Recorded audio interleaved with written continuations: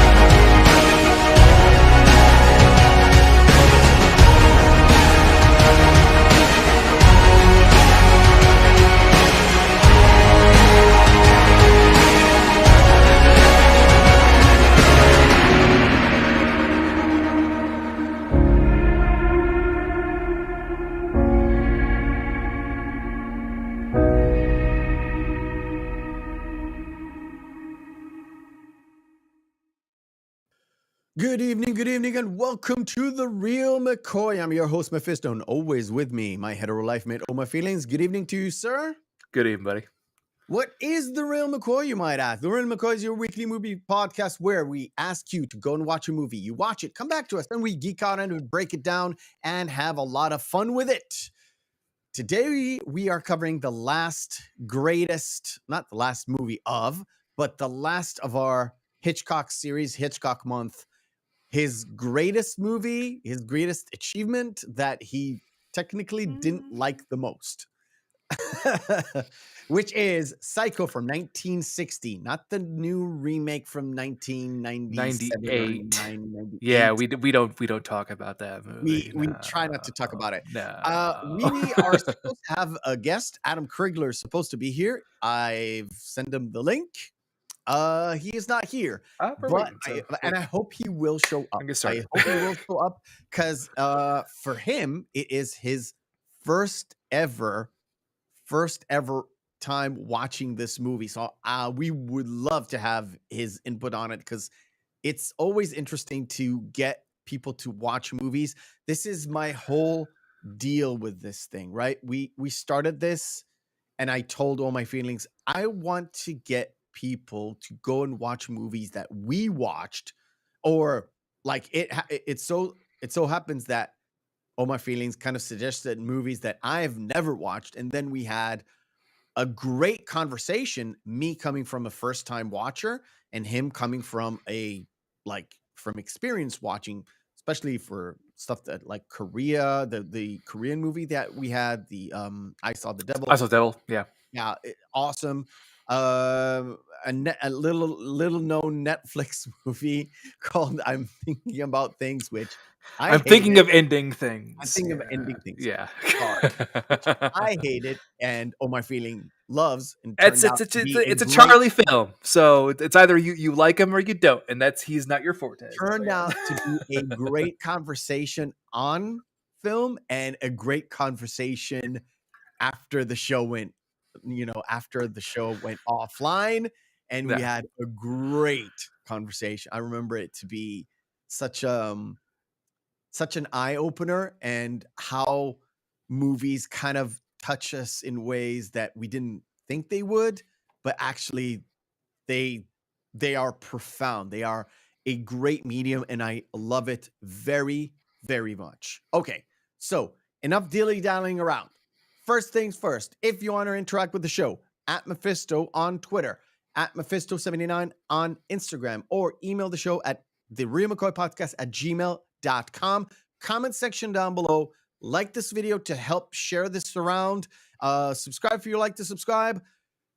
And that is about it. When Krigler comes, if he comes, we'll drop his links down and everything, so you can see what he's up to and where is he going and what is he doing, because he is all over the place. The man is very, very special. Right. Without further ado, how many times have you watched this movie this week alone? Now, the movie itself or documentaries about the movie? Just the movie. Twice. Documentaries, you said 2? 2 documentaries, read 1 autobiography about yeah.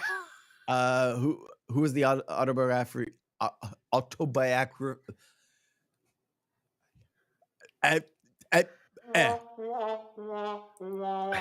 It was by Joe Stefano, who was the co-screenwriter with Hitchcock.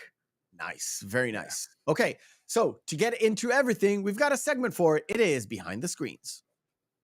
Action, take 2. Behind the Screens is where we go to All My Feelings, get the lowdown on everything behind the screens, behind the scenes, behind the production, everything. Take it away, my man. I know there are plenty. There's there's so much information about this film. It's crazy.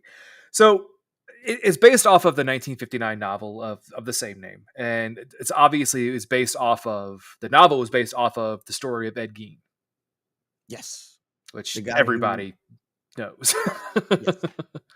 Yes. He's Wisconsin. Wisconsin, yes. By the way, if you're from the great state of Wisconsin, you have a more likely chance of being a serial killer, because most serial killers, oddly enough, come from Wisconsin. Don't get me started. Just saying a name that you don't know, but somebody from the chat knows. Chandler Halderson. You've never heard about that name before. Yeah. It's funny, too, is oddly that Ed Gein actually only killed 2 people, and then he only killed them because the ground was too hard for him to dig up corpses. That's a true fact. Okay. Couldn't get the skin. In a state that gets a lot of rain, oddly enough, right? Well, no, it's freezing. Snow. Oh, it's permafrost. Okay, never mind. Yeah, because the ground was too hard, so you couldn't dig up. Permafrost. Yeah. Duh. So Paramount originally rejected the concept outright. Thought it was too morbid, thought it was too grotesque, thought that it would never make any kind of money whatsoever. And they wanted Hitchcock to focus on 2 actual projects that one he ended up making, the other one was completely aborted. The one that ended up getting made was No Bail for the Judge, that starred Audrey Hepburn. And the other reason why Psycho ended up getting made instead was because Audrey Hepburn was actually pregnant at the time. So they had to delay shooting of No Bail for the Judge. Okay. So he had time to make Psycho. But so Hitchcock was so interested in the novel, and his original assistant brought it to him, that he bought the rights for the novel for only $9,500. That's pretty cheap. Okay. No, it was decent money in the 50s. Oh, that's right. 95. Well, it's 95K. It's about for that era, 59, 56, you just add a 0. So yeah, essentially it's a 10-time multiplier. Literally, it's one of the only years where you just add a 0 and it fits. But what's funny is, after he had bought the rights to make the film, he had his assistant go out and purchase every copy of the novel that could be found. Which he did for other stuff. for other Yeah. Well, movies. he did it specifically for this, so it wouldn't ruin the ending. So no one would know the ending. Yeah. Yeah. Now, after it was rejected, he went to Paramount and said, "Okay, I will not only personally finance the film, I will waive my director's fee of $250,000, but I get 60% of the negative gross." Ooh, that's a lot. Now, at the time, everyone at Paramount thought the film was going to bomb. So I thought it was going to be just a terrible, terrible failure. So it had an $807K budget, Yeah. $50 million gross. It is his biggest Are you film. not 44? No, it was 50. Okay. It was 44 at estimated times, but they did not take in other mediums at the time. They did not take into account smaller theaters. They only considered large theaters at the time for the 44 million. Small Just it's just to compare, Yeah. we add a zero, so it's a $8 million budget in today's money and made $500 million in today's money. Yeah. Yeah. And Hitchcock got that kind of movie. 60% of it. Yes. Yeah. Yeah. It's the movie that he could have literally retired George Lucas style, like sail into the Just done. Yeah. Just No, but after that he just decided to keep making he films. he did more. Yeah. Well, because after this, he made The Birds, which we're gonna get to, because there's a whole sequencing that sets up the birds in this movie, by the way. I know. Yeah. Okay. Yeah. So originally, James Cavanaugh wrote the first draft of the script, but it was rejected by Hitchcock because he felt like it was too slow, and it was just like one of his TV episodes. Which, oddly enough, is funny because the cast and crew that worked on this were his cast and crew that were on his show. And that cast and crew, most of them actually thought they're filming a very long episode. Yeah. And they were like completely oblivious. Blown away. This It's like actually a movie. Yeah. So Joe Stefano, who came in to co-write, impressed Hitchcock with some of his writing prose and his take on what he thought how his interpretation of Psycho should go. So much so that even though he was really inexperienced, I think he had done like 1 or 2 episodes of TV beforehand, Hitchcock brought him on to make this film with him. Saw his talent and it's like, we're gonna work together on this.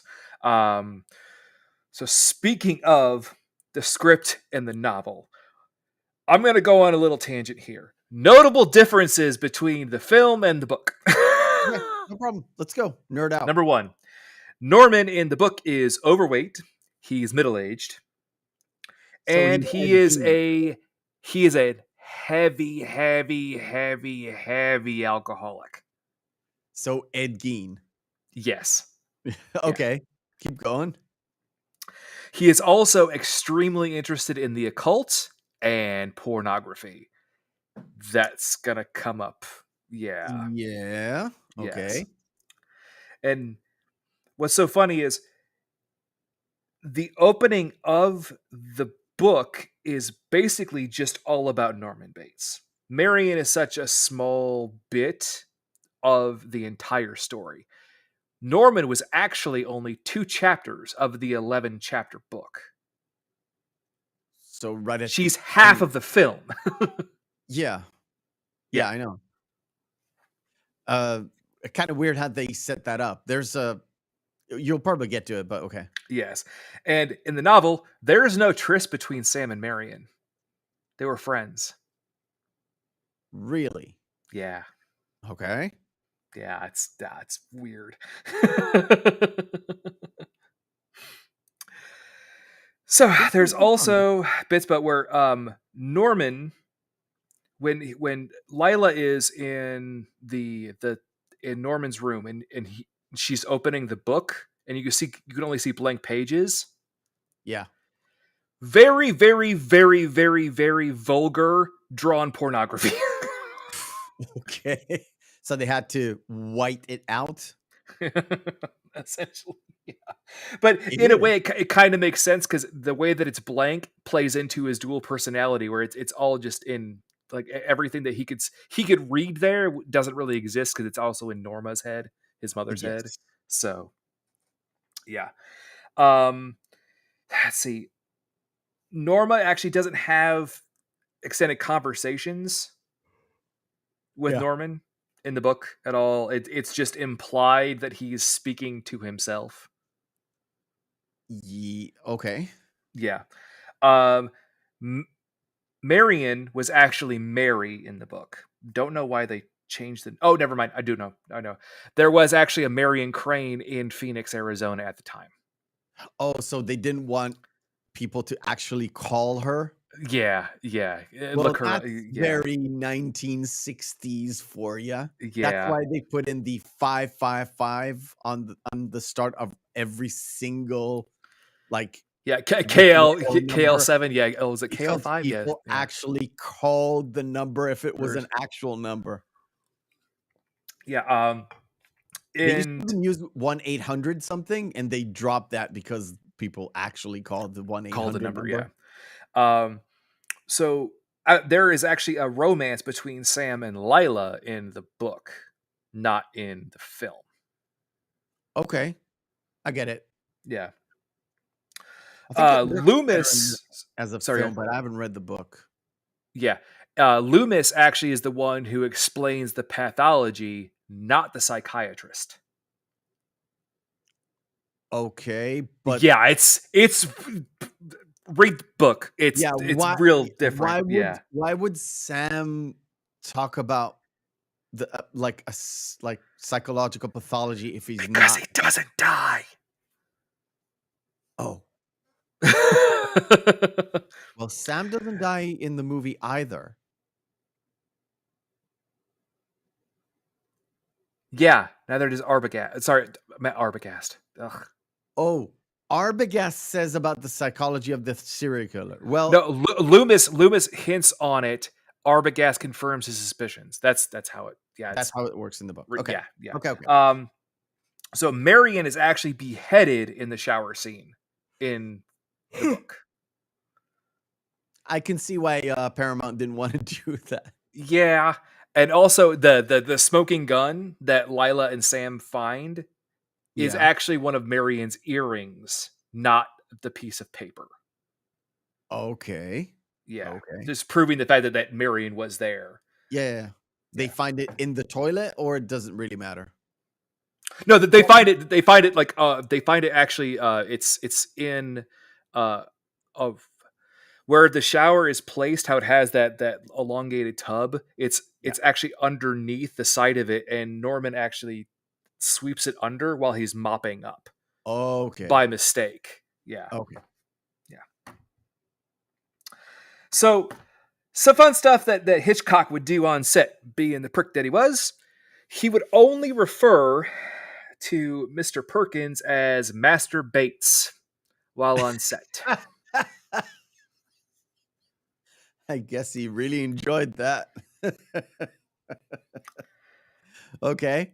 One other fun thing that he did was he would test out different variations of the mother by hiding it in Janet Leigh's dressing room. Oh, what a prick. What a prick. And he would gauge her scream and reaction to it in horror. Like, oh, I think this one will work. Damn. That's rough. Yes.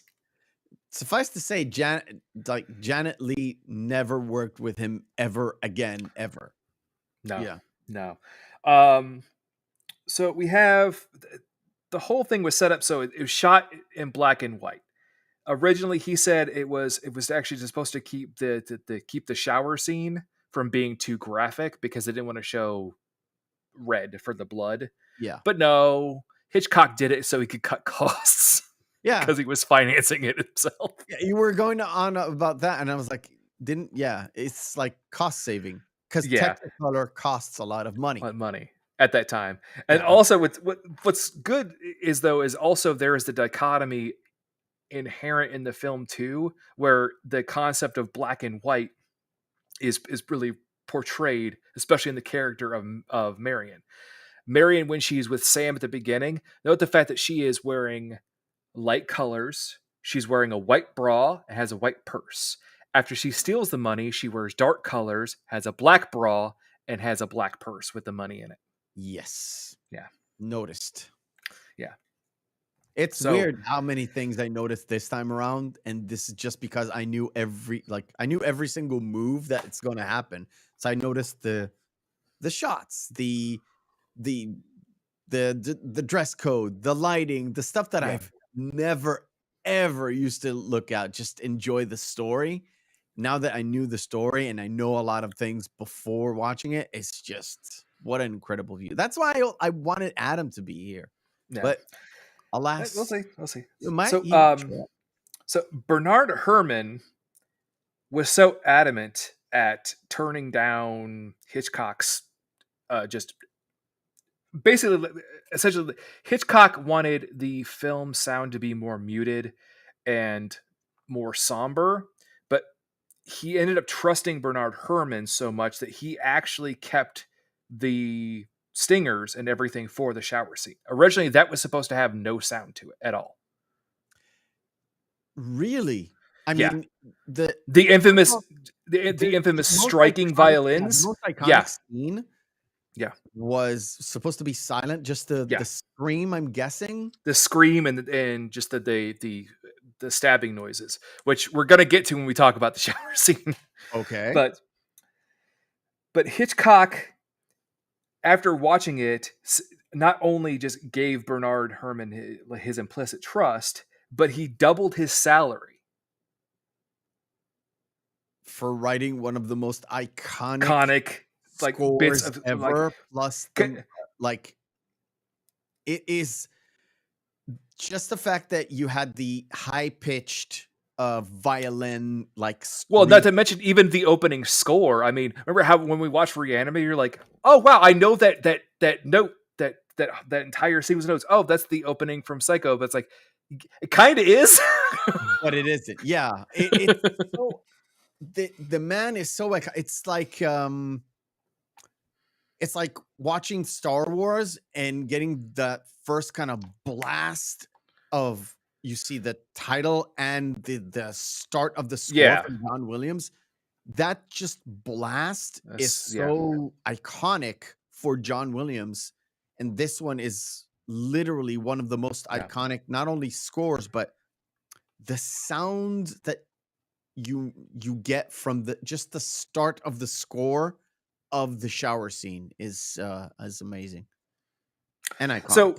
So with that though, Hitchcock is actually on record by saying 33% of the effect of Psycho was due to the music, and that's why he doubled Herrmann's salary, and he actually ended up bringing him on later projects as well, and he worked on many episodes of the Alfred Hitchcock Presents too later. Cool. Because of his work on Psycho. Well deserved. So after you know how Alfred Hitchcock loves to just control everything while being on a set, right? Yes. So he does specific like set location shots once done.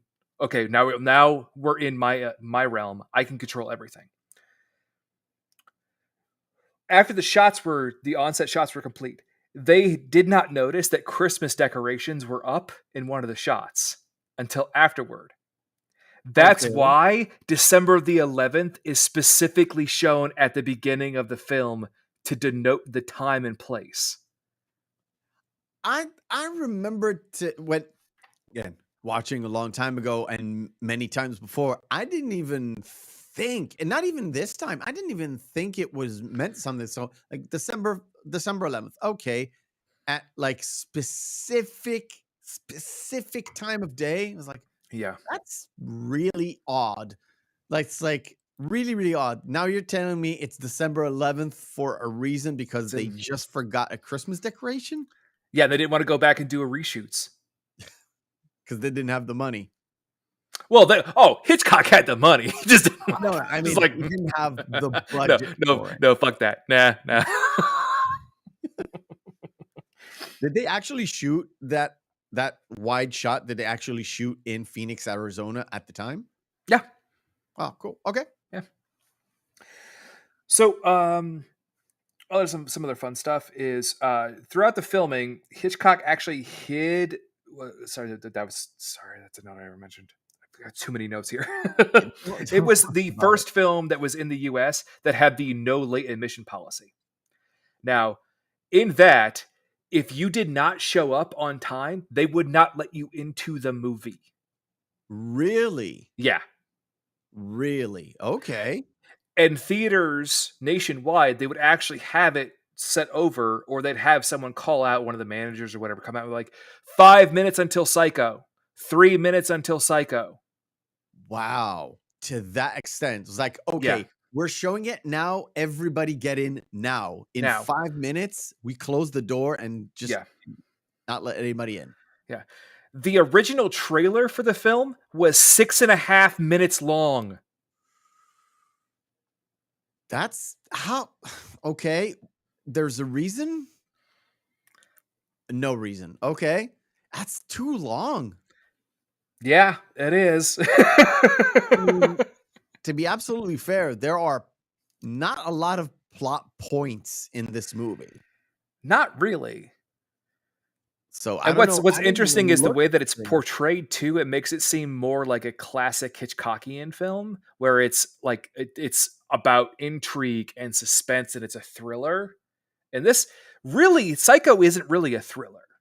No, it's as close as you can to a slasher movie, actually. Yeah, getting to that. Well, it is the prototypical slasher. I mean, it's an in between slasher and mystery movie. Yeah, because you have a mystery of the killer, where you know who the killer is, but there is a mystery, and it's a slasher movie. Yes.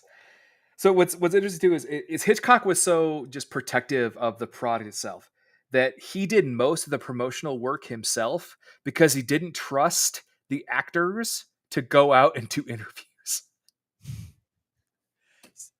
So they don't give out the ending? Ending. In fact, they didn't know the ending until the day it was shot. Interesting. Yeah. Okay. So the little twist at the end, they only knew at the very Paul, you're correct there. Yep. There he is. Was one of Hitchcock's where he does the voiceover for it too. I think he does a lot of the trailers himself as well. Like, not just Psycho. I think I've seen the Birds trailer and he was there, but it was a very He's short done one. one. He did one for the Birds. Yeah. Yeah, I've seen one with him doing but it's very short. So 6 minutes, that's a long ass trailer, dude. Yep. Okay. So, fun bit about the censors. Okay. The censors had an issue with them showing a toilet flushing. Oh, the infamous first time ever a toilet is shown. It's so weird and random. Yeah, I know. And to be absolutely fair, I talked this with you backstage, and yes, I know I'm a freak, I'm a degenerate, but I've literally noticed there are a pair of blurred titties for a fraction of a second. I was like, yes, we're gonna get to that when we get to the shower scene. Okay, then I'll wait. Yeah. It actually surprised me that, again, you did a lot of the research, but this time around I did quite a lot of research, more than I usually do. And they mention in all of the various things I've watched, they mentioned that toilet, which is like this big thing. Nobody mentioned the fact that Janet Leigh was literally naked in the shot. She was covered. We'll talk about that when we get to it, because she wasn't actually, there was a wardrobe malfunction. Whatever. Keep going. So, but another thing about the censors, originally, one censor enforcing the production code at the time thought he saw one of Janet Leigh's breasts, to your point. Okay. Hitchcock didn't change a thing, resubmitted it. The one censor who thought he saw something said, "No, I don't see anything." Then another censor said, "Oh, I see something now." Like I said, A, I'm a degenerate. B, I can literally have a knob that I can watch single frames. So, and it flashed by, and I was like, "Oh, Yeah. wait. I'm going to like NPA here, or NPAA, or whatever it's Yeah. called." I was like, "I'm gonna twist this and see if I see something." It's blurred into infinity, but if I was a fucking censor, I would literally Just like like, flag this in yeah. 1960. But Yeah. okay. But what's also interesting, the censors also had an issue with the opening. Thought it was too racy, with Marion and Sam in the bed together. Okay. Like, that's too much for the 1950 sensibilities here. Okay. So Hitchcock offered to reshoot the opening completely, as long as he was able to keep the shower scene.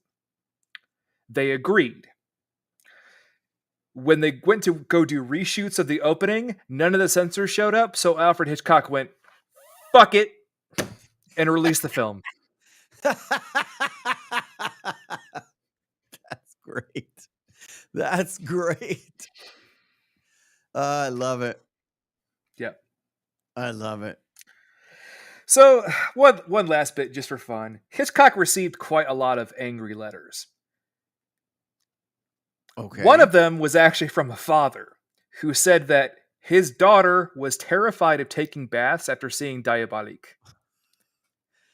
Now she's terrified of taking showers after watching Psycho. Alfred Hitchcock wrote back, "Well, I guess take her to the dry cleaners then."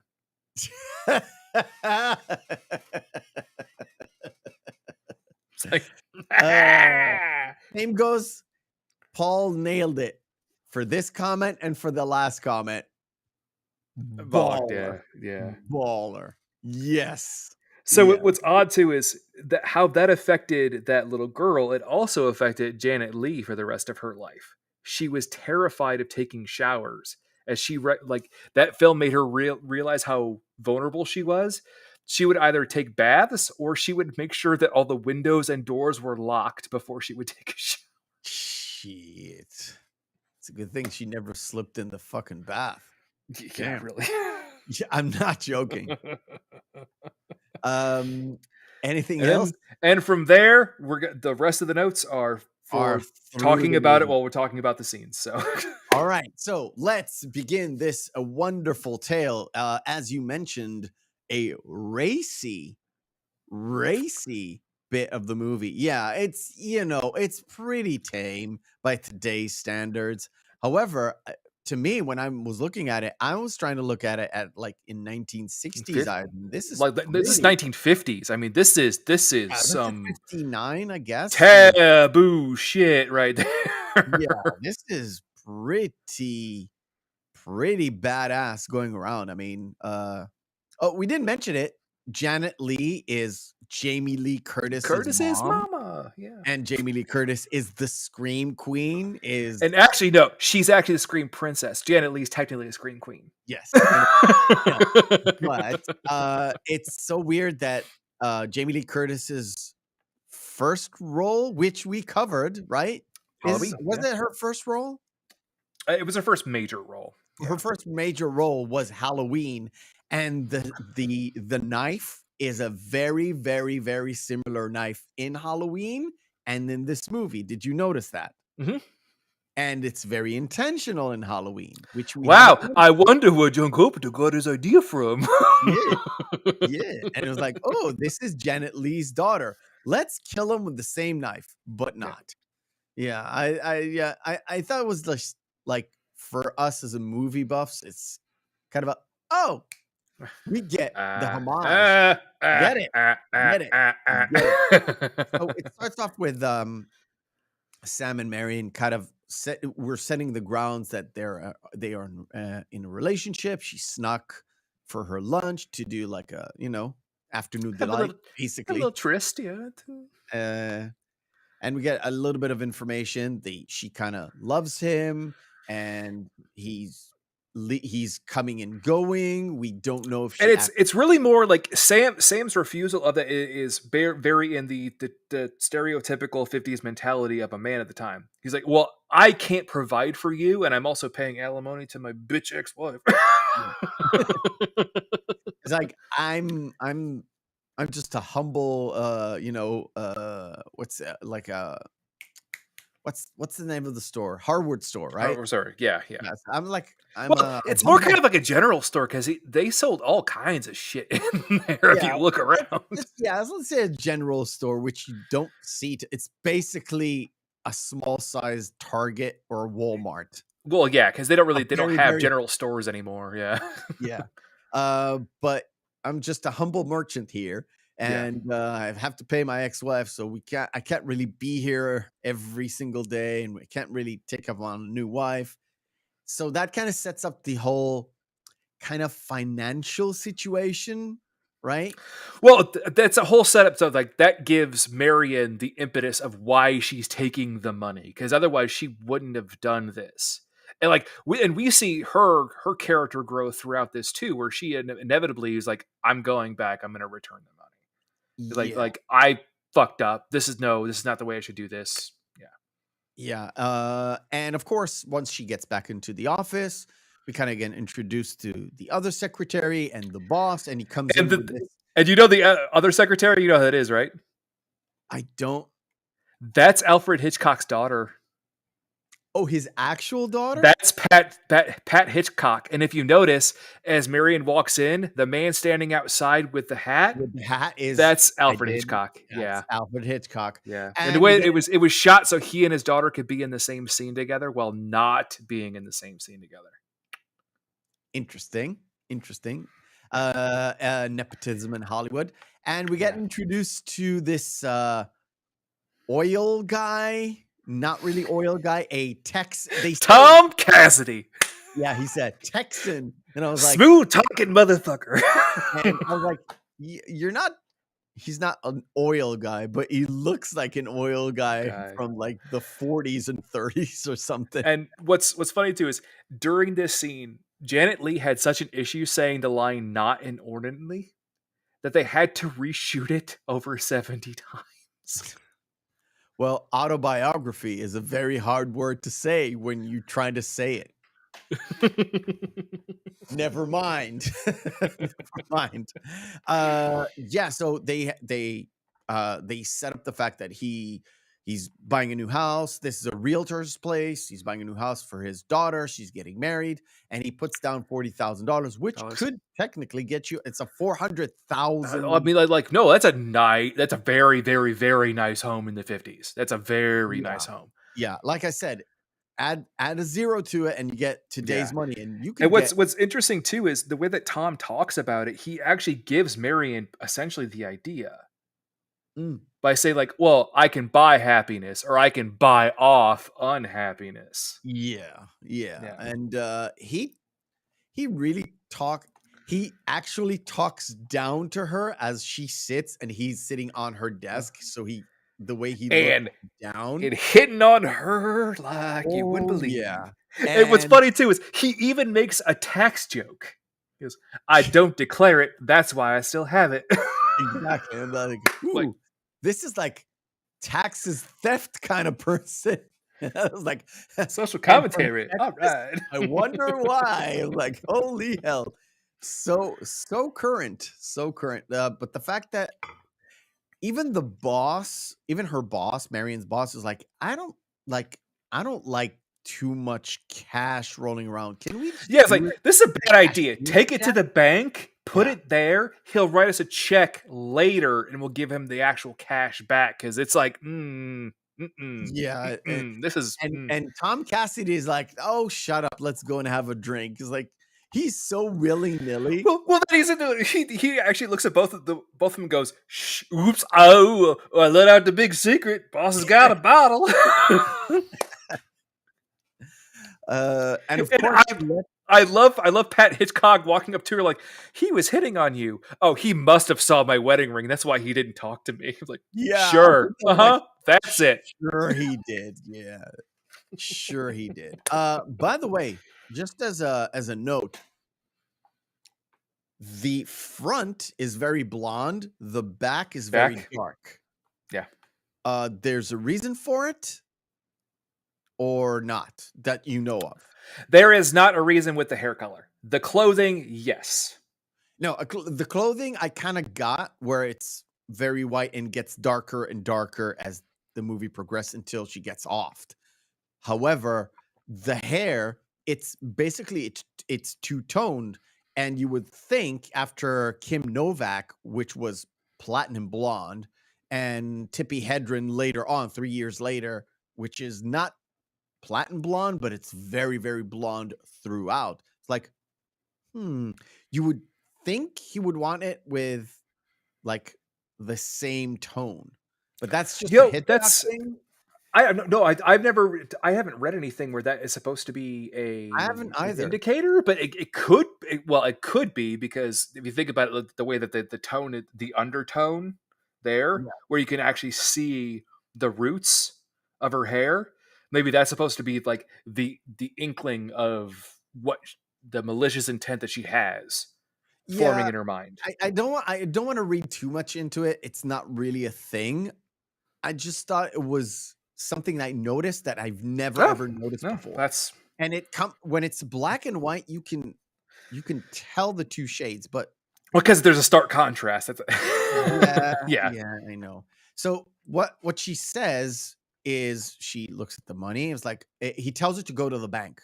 So she says, "I'm going to take this to the bank, and I'm not going to come back and after the bank because I Well, feel because she already mentioned the fact to Caroline, the other secretary, that the fact that she came with a headache, she wasn't feeling well, so it was already set up where she had a reason to not work the rest of the day. To like, well, yeah, can I go to the bank and go home? And he's like, yeah, that's fine. Just take the money to the bank and just yeah. go home.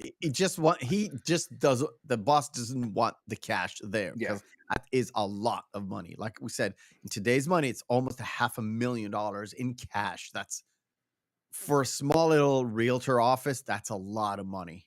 Mhm. So she goes home, and when she gets home, we see her suitcase already packed.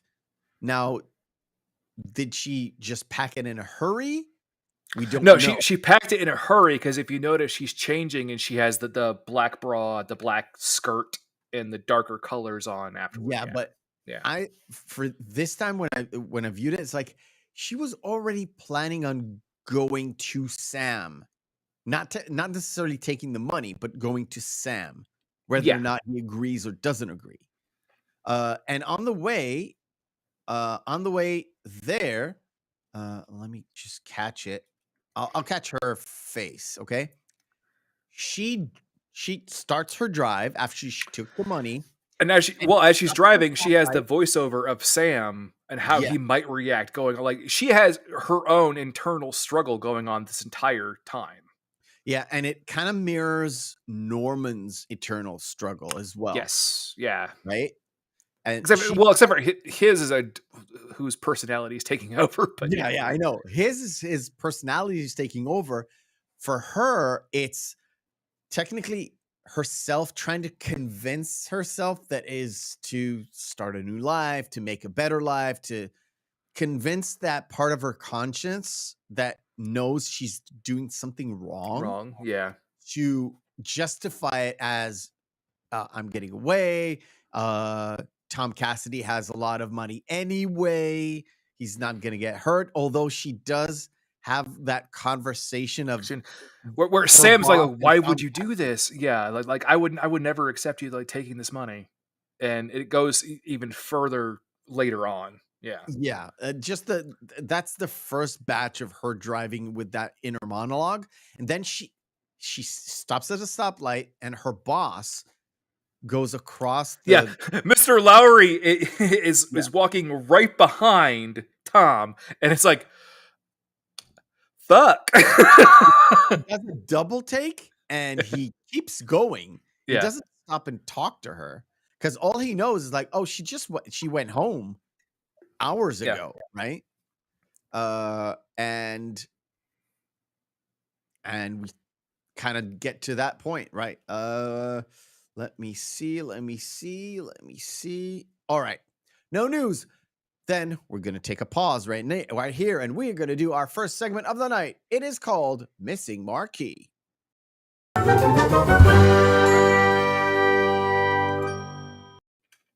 Missing Marquee is where we take 10 posters of movies, have their text written off, display them in Oh My Feelings, and the chat will have to guess which movie this is as we do this, that, and the other.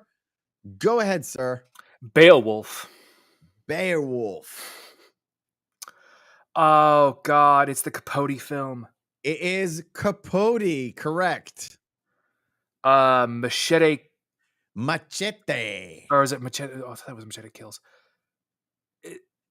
Is that Metropolis? Metropolis is Okay. correct. Oh God, is that the Bruce Willis clone movie? It is the Bruce Willis clone movie.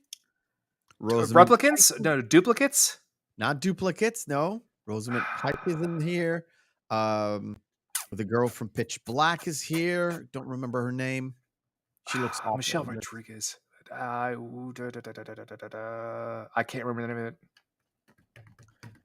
Chat, what is the name of this movie? The premise. The premise is they have robots that they use to walk around instead of the flesh and blood. Ving Rhames is in this. Is in it, yeah. I don't want to give it away. Guys, Paul, DK, Lurkers, Tom, what is this movie? 2009. It has one of the best shutdown scenes of all time when they shut down every single robot at the same time. I keep wanting to say Replicants, but that's Blade great Runner. shot, like of a cinematic shot in a movie. One of the greatest, even though just go. You just go. You're killing time here. Surrogates. Okay. Oh wow. No clue. Paul coming in strong. No idea. Absolutely no idea. I think it's Really? maybe 2001: A Space Odyssey. Like no. No, not really. No, I think this is a 2004-5 movie. I think. Is that the day the Earth stood still? No, definitely not. Definitely not. Nothing in the chat. We have will no continue. idea. We've got a long way to go. This is the Andromeda Strain. Oh wow, I've never even seen that. Oh, is that Don't Look Up? No. I just think of Brad Pitt the way he looks there, but that's no. There we go. It's a little bit. I have not seen this movie. You have to watch this movie. Oh, is that Big Short? It is The Big Short, correct. Okay. The Devil Wears Prada. Devil Wears Prada. The Expendables. The Expendables. Titanic. And Titanic. Correct. So really, I have never seen. Well, I have never actually seen the Big Short. I know I need to watch it. It's on the list of films to watch. But I have never seen the Andromeda Strain. And you could skip. And Surrogates, I think I saw it once, but I'm just like, other than that, okay. I've seen it last year. It holds up. The story holds up. It has that big wow moment at the end where they shut down and everybody wakes up when they're no longer in their bodies. Yeah. That's a cinematic shot when they shut every single robot down. It's not a big spoiler, but it happens. The big spoiler comes. It's kind of like, if you think about it, the way that how it would be with Wall-E, except for the fact that you weren't personifying a different person. Kind of. Like if they shut off everything with Wall-E, with all the people like on their motorized scooters having everything catered to them. Yeah, kind of the fact that the fact that when they shut everything down, it's actual people fall like dropping. Oh yeah, But yeah. it's real actors or not extras just dropping, and it's a very, very cinematic shot, and I like it very, very much. Okay, so on the drive there, I'm moving forward, otherwise we'll nitpick every Yes, so moment, we just have okay? the scene on the drive up there. The things that are really important is just with her falling asleep, and then the highway patrolman Yes, I'm getting who to that. who you would think would have more just a bigger part in the story. Like he would be the one who is the one who actually ends up going to the Bates Motel and figuring out everything that happens, because he was suspicious of her from the get go. Yep. Hey, Rains, how you doing? Hey, Rains. So we have this where Marion just fell asleep in her car because she didn't want to Yeah. go to a motel or anything because she was afraid of, obviously getting caught. And then from there, she goes directly from that spot to do the most non-conspicuous thing you could fucking do is, oh yeah, I'm going to go just trade in my car and get a new one. Because people do that all the time. Yeah, especially when he's like, "Are you in a rush?" It's like, "No, I'm not in a rush." But As can I in, get my car right now? can you just get me my car?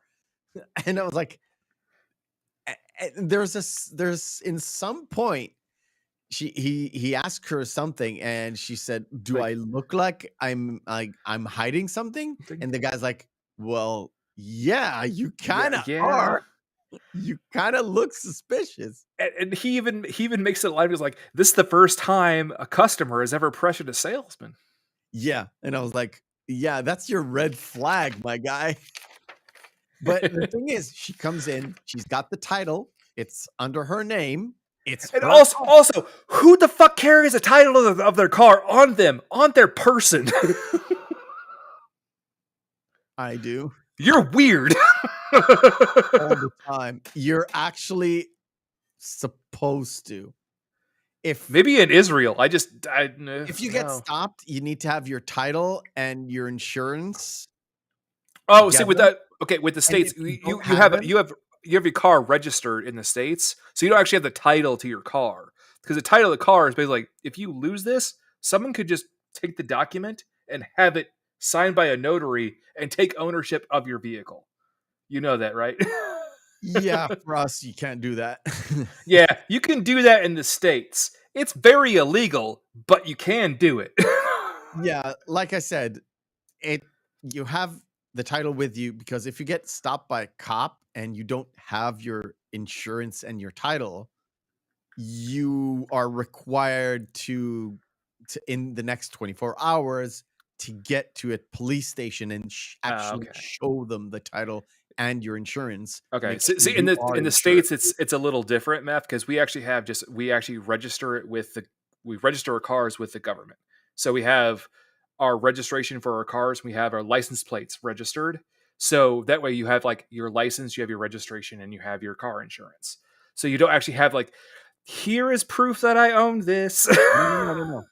Trust me, we also have the license plate thing. But again, tiny tiny Yeah, little country, that's true. mega fucking 50 states or 52 or whatever you want to call it. It's a way different thing. So Just I guess like people who are from we're America in the basically chat would be like, Canadian, why would she okay? carry that on her? For you, it makes sense. It's like, oh yeah, of course, Yeah. duh. Yeah, of course she has her title. Of course. If she wants to sell it, like from today to for tomorrow. Never mind. Anyway, Yeah.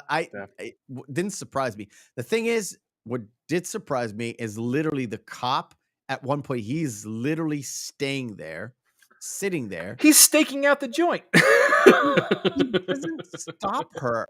No. The mechanic guy brings the car around. Is like, "Do you want to just take it out for a drive?" It's like, "No. I'll just drive it off the lot like this." Well, what's so funny too is she peels out, and the guy going, "Hey, wait!" You're originally when you first watch it, you think it's the cop saying, "Oh, wait, I want to Yeah. ask you some questions." No, it's the guy going, "You forgot your luggage." Yeah, as well.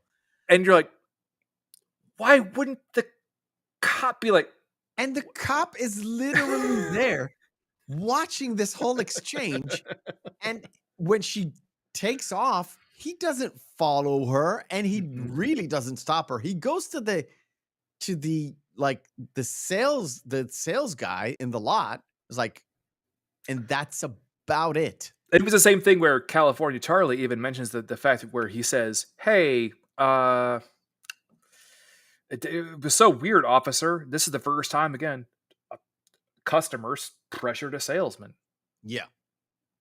Um, and she and then goes what's off. the only thing that's really other important about that scene is the fact that when she's actually writing down the amounts,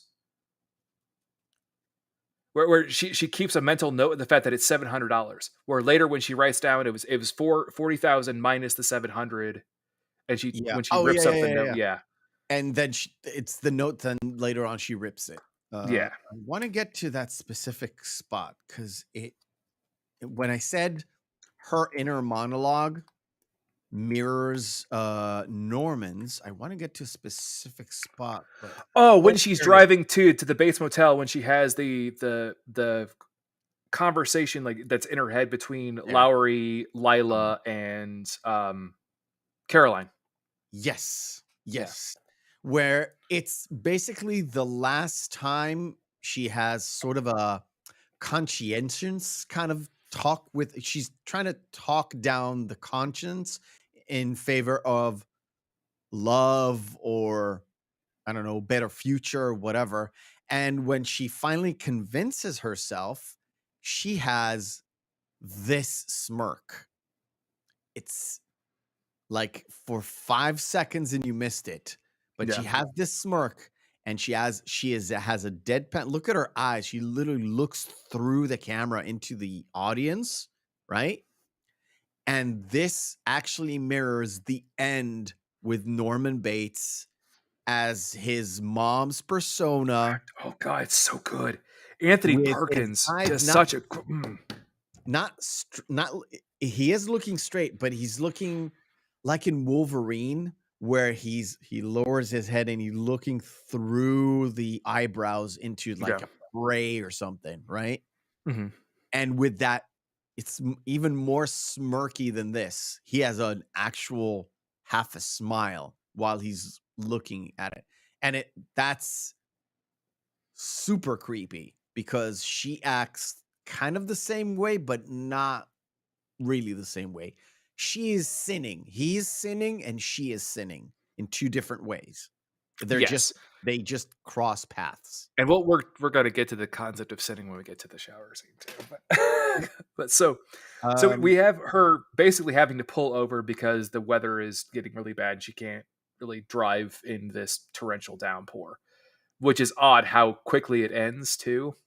Yeah. Yeah, We're going yeah, to get it to that. kind of comes in quick and then it Yeah. leaves kind of quick as well. And when when she pulls up to the Bates Motel, the first thing she has a conversation with Norman about, she also puts down the fake name. Yes, exactly, right here.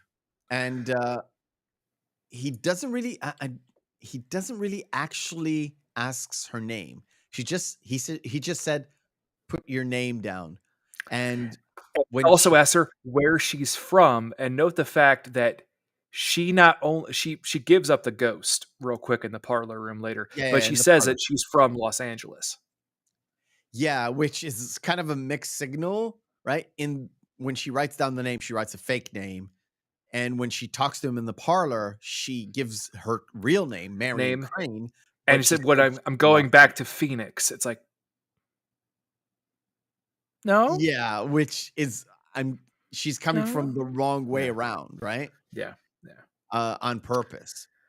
But He wants to give her like cabin 2, but then he kind of moves to cabin 1 and and one, we see later why? why.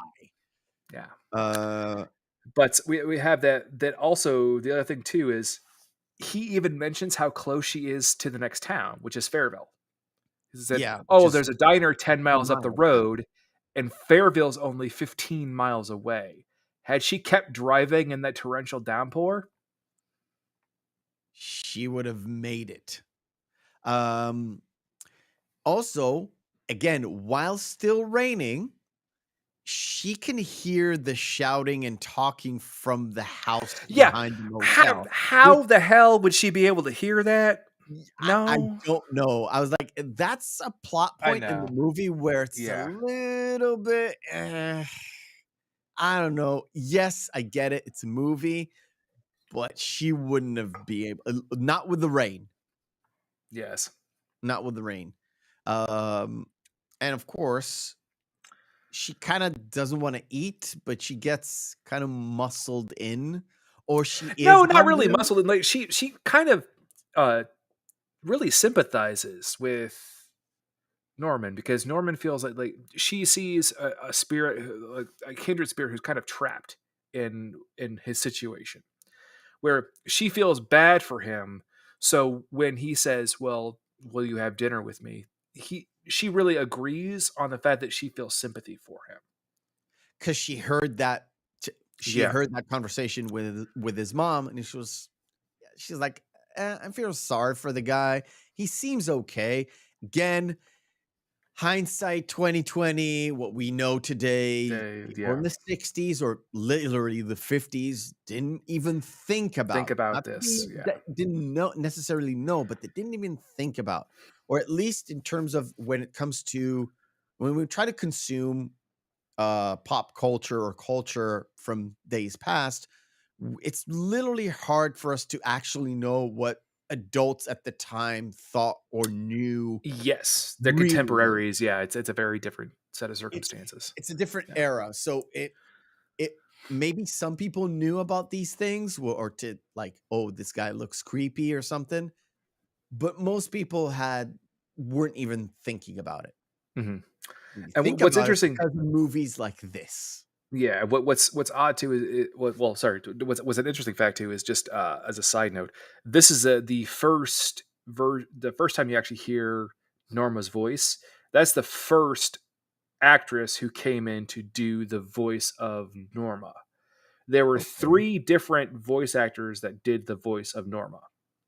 One was a really? man, by the way. Okay. Yeah, One was a man and the other two yeah, were two different ladies. yeah. That's fucking odd. Reason? They wanted to make it sound different depending on Norman's actual mental state at the time. Oh, so it's definitely on purpose and not Yeah, budget it's stuff. on purpose. Yeah, it's completely on Oh, purpose. interesting. Yeah. Interesting. I just I thought the same. So they what Hitchcock wanted to do, I actually thought, where it's a different pitch every time because it's a different attitude every single time. Yeah. So it's a bit, sometimes it's a little bit more shrill, sometimes it's a little bit more calm, but I thought it was the mood of Norman. That's what I thought because I It's know it's his interpretation of how he would well, it's how he it's would how the interpret how his yeah, mother would feel. Yeah. yeah. Yeah. And so they have that little exchange where he he starts off as not really defensive, but he's forthcoming with what he wants to tell. And when she tries to push him into that corner of, oh, she seems a bit bad for you, he becomes like super protective of the mom. It's like, oh, she's a good person, and like anything a boy needs is his mom. It's like, Oh, this oh, is actually okay. Real quick. What's interesting is the stuffed birds, Marion Crane, you eat like a bird. What was yes, the film that Hitchcock made after this? the birds. I know. And it was like, you know what the first shot of a bird is? Crow. Yeah. And then it's like it's goes to Marion, and then Yes. she's looking at a different part of the room. So the owl, which I think the owl, they used the owl in the Bates Motel TV series, show? right? Yep. Hmm. So it was, oh, we're linking everything so you'll Yep. know this is the thing. So just aside too, where when they're having the conversation about taxidermy, when Marion uses the line, "A man should have a hobby," That's a line that's prevalent in many Hitchcock films. Just Really? yeah, it's stated quite a Didn't lot. was it in Rear Window? I think it was, right?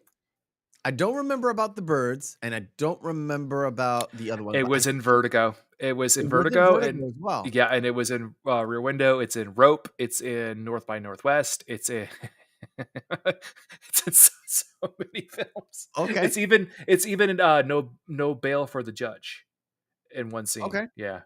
But the line a boy's best friend is his mother. Yeah. That's an actual line that Ed Gein said. That's fucking creepy, dude. Yeah. That's really creepy. Let me just do this. And what's interesting too is when Norman and her are having that conversation, they have that little aside where they're talking about we're all in our own private traps. Yeah. Yeah. I felt it. Yeah. It's actually a true sentence about life because some of us actually put ourselves in these little mental traps, social traps, all that, and it's a hard hitting line, but it's said so casually. She just said, "Oh, we just put ourselves in traps sometimes," and she Yes. just leaves. And well, there is the line too. We all go a little mad sometimes. Yes, and that was one of the most famous lines in the movie, and you can see it in other movies, paying homage, Yeah, or whatever you want to call it. And it's like, yeah. Yeah. And it's right then And when she's about to leave and everything, that's when she slips up and mentions the fact that her actual name and the fact that she's going back to Phoenix. yeah. Yeah. And the thing is, in that conversation, she kind of set him off, basically, when she talks about, she kind of disapproves, not really talks bad about his mother, kind of disapproves about their relationship. And then that point, he kind of gets triggered. However, she goes into the shower, and we know why room number 1 was given. Yes. What's interesting too is the painting that he pulls off up there is referred to as it's Susanna and the Elders, which is actually a painting that is supposed to be portraying a scene of a woman bathing being taken advantage of by men. Men or a man? Men, technically, but you get the symbolism that's inherent in it. Yeah. Yeah. I get it. I get it. Yeah. Let me just switch. And she rips up the Well, you know, she basically like writes out the amount of what she would like end I up said, owing them, like with the and then total she amount left. decides to rip it up and just flush it down the toilet. Toilet. Hence the famous first time ever toilet in a movie ever in a Hollywood Yep. movie. And then we get to the shower scene. One note that I want before we start, which is very important. Janet Leigh is billed in the Marquee with Anthony Perkins. Yes. It is 47 minutes into an hour and 49 total with credits and everything. It is basically a third into the movie, or a little bit over a third of the movie, and your titular character is dead. Yes, and that's supposed to be the big shock. Was Janet Leigh was a big star at the time, and her just dying a third of the way into the movie. It's like that doesn't make any sense. Yeah. But if you look, what's interesting is the way that the credits roll. Yeah. Note the fact that it just is, and Janet Leigh is at the very end to try to end. downplay Marion. Yeah, but when I looked at the posters, I was trying to figure out what to put on the thumbnails. Weird way of posing everything, but Janet Leigh is front and center. Oh, front and center. Yeah, she was the big star at the all time. of them. Yeah. Mm-hmm. and Marquee build name, blah, blah, blah, blah, blah, blah. And then you get to the credits and she's like the end. It's like Anthony Perkins and is it Tony Grant, I think? Not Tony Grant. Sam Loomis. That is John Gavin. John Gavin. The second name was actually not Sam Lewis's. John Gavin is actually Vera Mills, who plays Lila Crane. Lila Crane. So the infamous or famous, infamous because it's infamous. It's more than famous. Yes. The shower scene. Okay. Let's talk.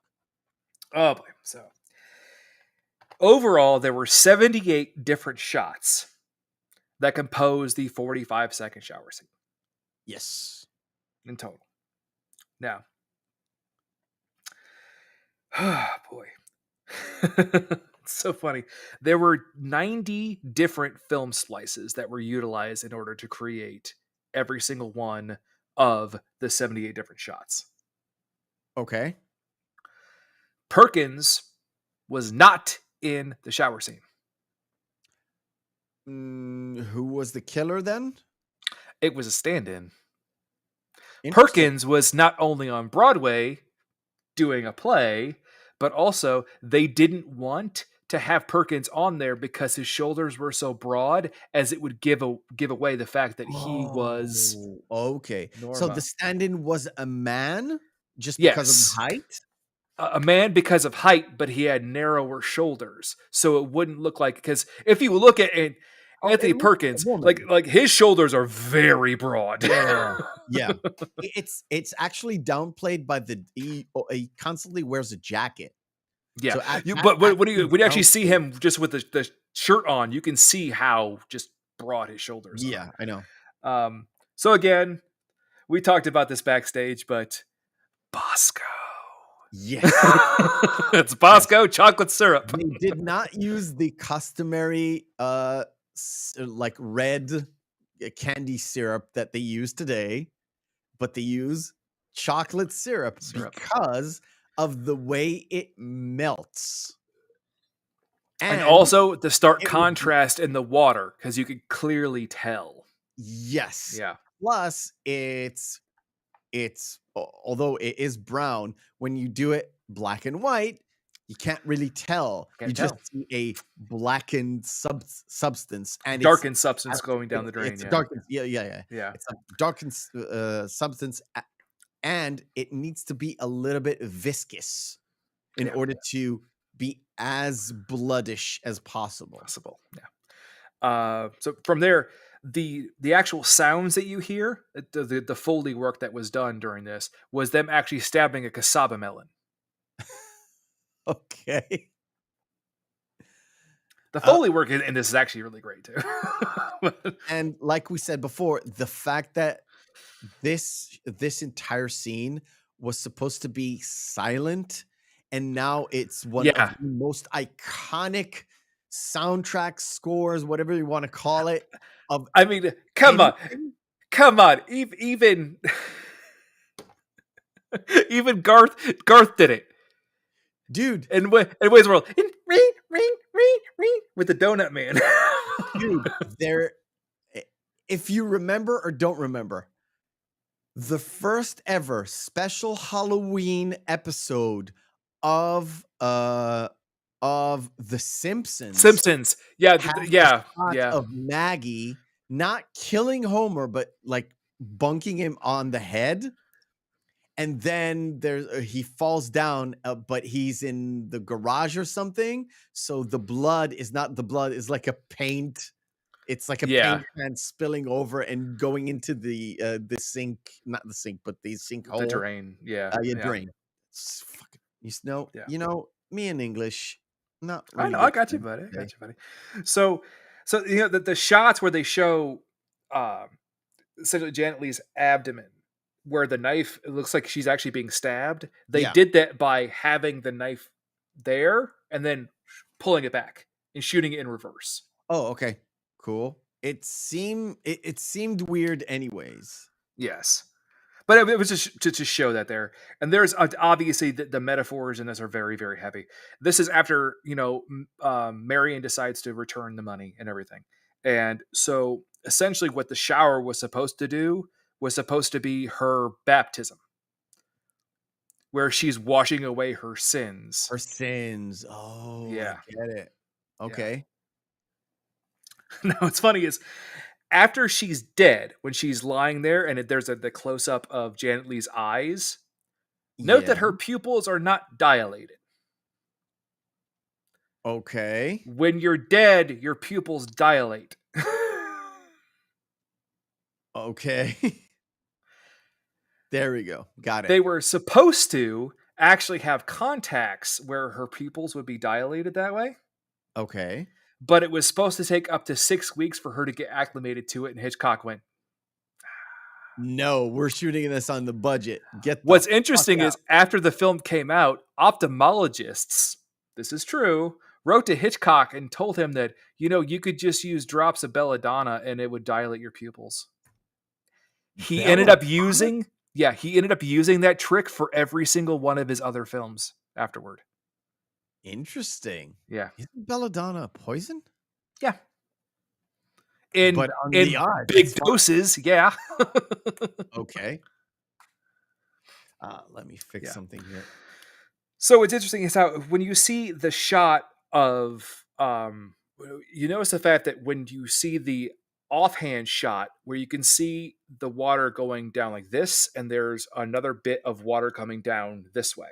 So you actually see there's basically two different shower heads, essentially. Yeah. Shooting water. The one that you look towards and the one that's shot from this angle.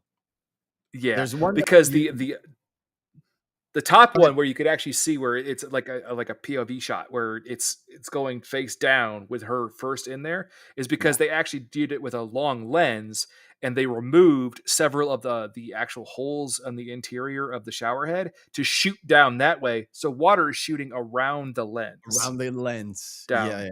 Yeah. Okay. So there's some controversy about body doubles and stuff. Janet Leigh was always adamant the fact that she was always in it, but Marlee Renfro, who actually ended up doing body work for her later, when Marion's body is being picked up and put into the shower curtain, that's actually Marlee Renfro. Okay. That's not Janet. Marlee Renfro insisted that she did some shots where she was actually in parts of the shower scene. Janet Leigh adamantly denies that. So much so that when she was actually doing shots, when you mentioned the fact that you saw a little bit of a blur there, and the one censor saying that he saw a nipple, that's because it actually happened. So it was Janet Leigh's nipple, or yes, it was actually Janet Leigh's nipple. Marlee Renfro wouldn't have cared anyway, but I mean, she was a famed nudist. Yeah. Okay. Yeah. In fact, she was actually after. Marlee Renfro was. After this film came out, she was in the next Playboy, and the cover of it was her, oddly enough, in a shower. That's cool. But I love it when a plan comes together. But with everything with Janet Leigh, the thing was the water actually washed away the pasty over her nipple. Oh, I mean, like I said, it's very blurry. Yeah. If you take a tit shot and you blur it up to like 50%, or I don't know. I know how you do it on like an editing software. Yeah. At 50% added blur, you can tell there's a tit there, but if you don't see a face, like you cannot tell who the face is. Yes. And it's literally don't see a face and a tit in the same shot anyway. It's literally like because there are how many different shots, again, 78 different shots and 90 different splices of it. I mean, yeah, exactly. If you film this and you blur out the Batman symbol, there's a Batman symbol there, but you see there's no face. You just see a hand or something, right? I got you. And it really is like a fraction of a second. And what's funny is Janet Leigh has a very famous quote when she mentions this. She said, "Well, When the pasty fell off, I chose to either make a great film or modesty. I chose immodesty. Interesting. So you're Cheeky she gal. she didn't like the film? Oh no, she loved it. No, that's why you say like I could make a great film or I could be modest. I chose Oh. immodesty. So I'm gonna make a great fucking film. No, I chose to make a great film. Yeah. So I chose immodesty. Immodesty. Oh, Modesty. I Yeah. thought you said I chose modesty. It's like, No, I chose immodesty. Yeah. okay. And the It's last bit not is the immodesty, it's immodesty. No, see. it's just leave And it. there leave it is be. Damn it. Leave it be. yeah. There is kind of a still kind of a controversy about Saul Bass, because Saul Bass at one point in time he was adamant about that he was the one who directed the shower scene, but everyone who knows Hitchcock was like, there's absolutely no way Hitchcock would let this important of a scene that he fought for be directed by anyone else. And everyone who was actually in the scene was like, no, it was Hitchcock who did this. In fact, Janet Leigh even went over like, no, trust me, I know. Alfred was next to me the whole time. I would expect Alfred to be there when she is fucking naked. Okay? The man Just say knows he has a how- type. He has a kink.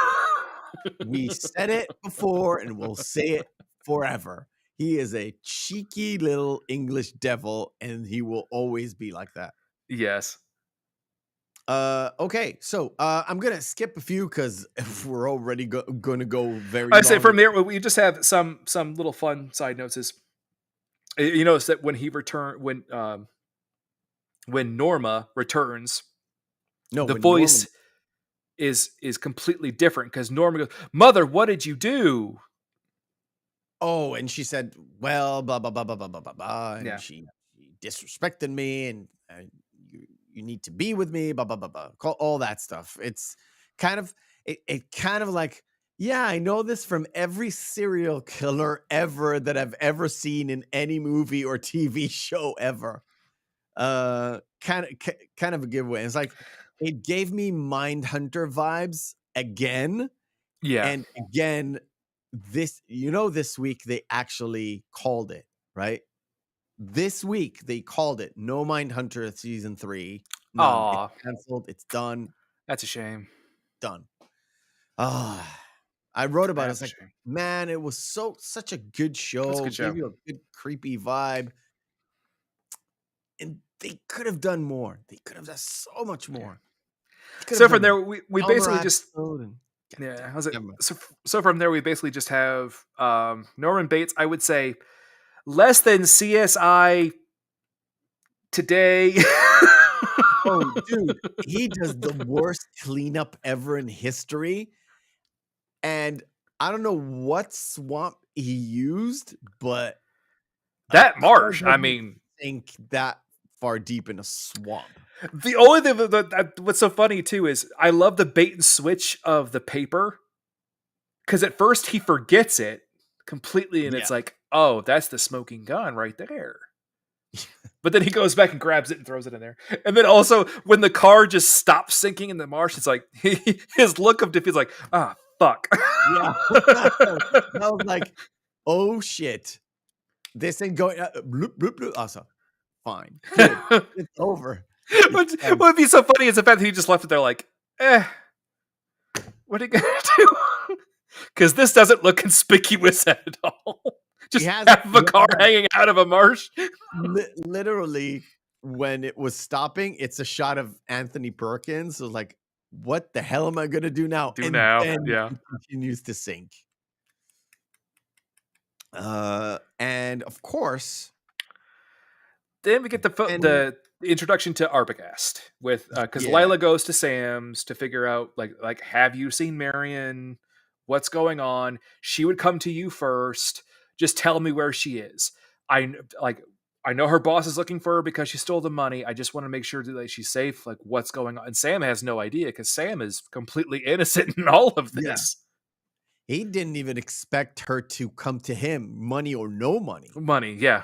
Yeah. And as they talk, we get And Arbogast coming in, and he's been hired by Tom Cassidy, apparently. I don't remember if he says it or not, but I think he's being hired by Tom Cassidy rather than her boss, right? well, the money is gone. And the thing is, that never really says who his employer is. Because if you notice later, who is the first person that he calls? He doesn't call the boss. He doesn't call Tom Cassidy. He calls Lila. So I'm Yeah, thinking, like, was it Lila that hired him? I really don't know, because in the introduction, he introduces himself to Lila. And Yeah, he but is that a ploy to get interrogates- Sam to reveal information that Lila doesn't know? Yeah, I don't know. The first time I've seen this, I thought he was hired by Marion's boss.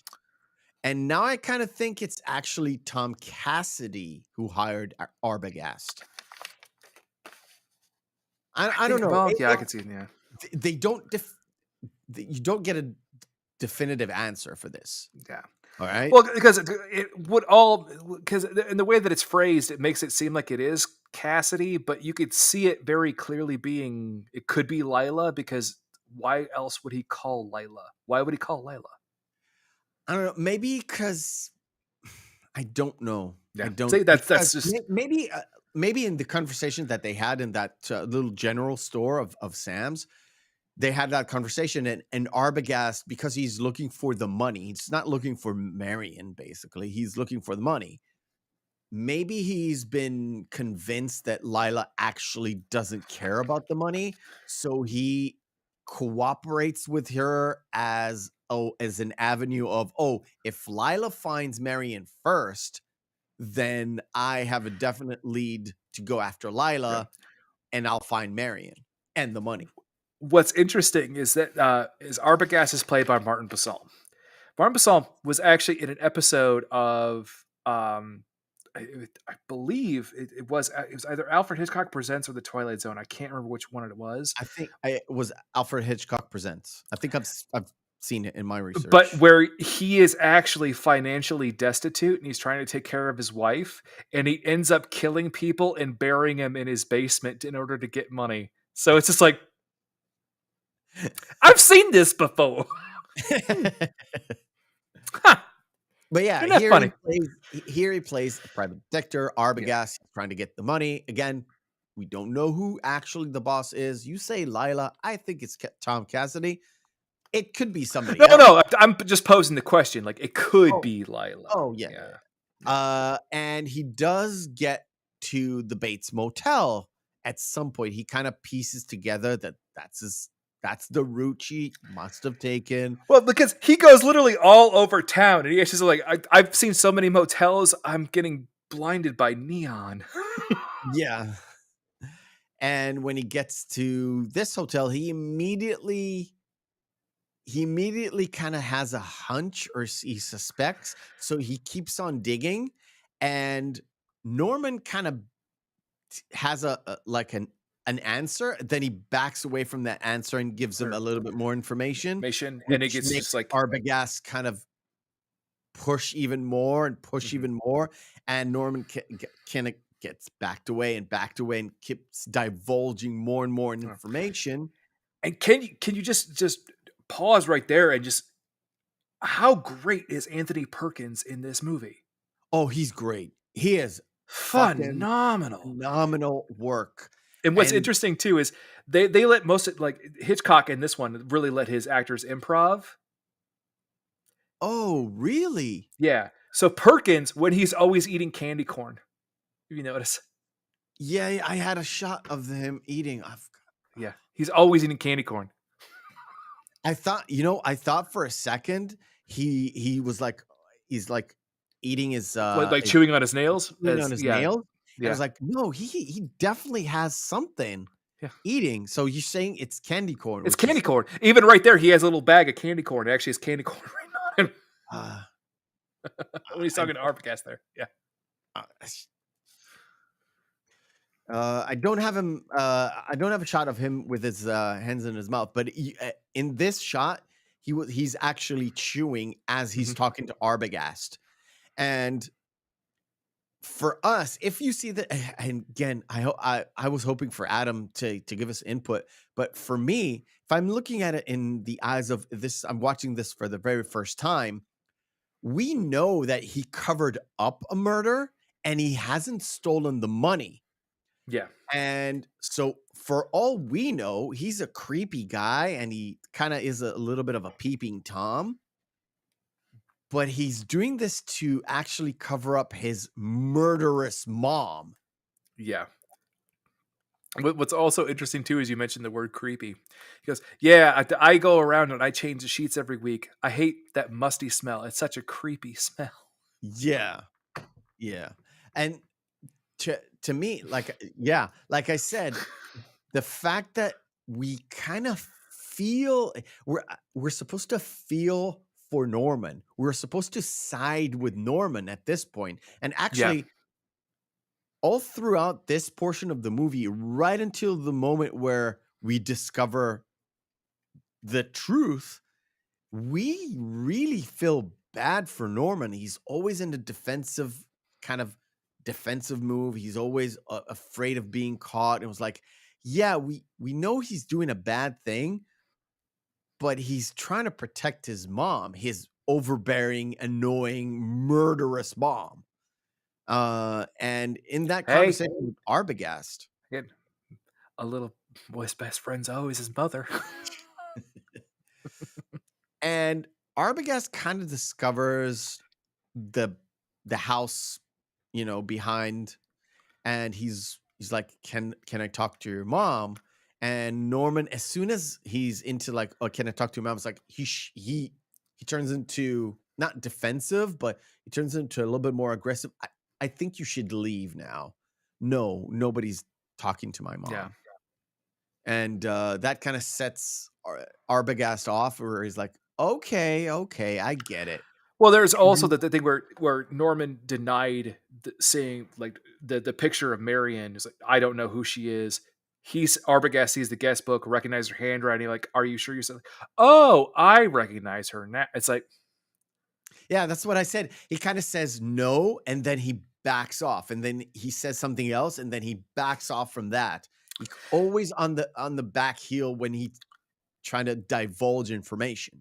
That's the whole well, no, point. and then also, but with Arbogast as like, well, can I go see the mother? Like, he is completely Arbogast is right in his suspicions that he believes that someone's up there. He just believes that it's Marion. Yeah, he thinks that he hides Marion rather than the mom Yeah, itself because he for sees either something for in the window. yeah, either for financial gain, as in Marion's paying him off, or that Marion's because he even asks like, "Did you spend the night with her, Norman?"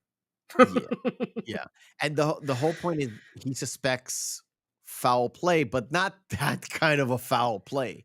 No. He is totally off on his guess. He just, you know, he had a good guess, rather it was a terrible one.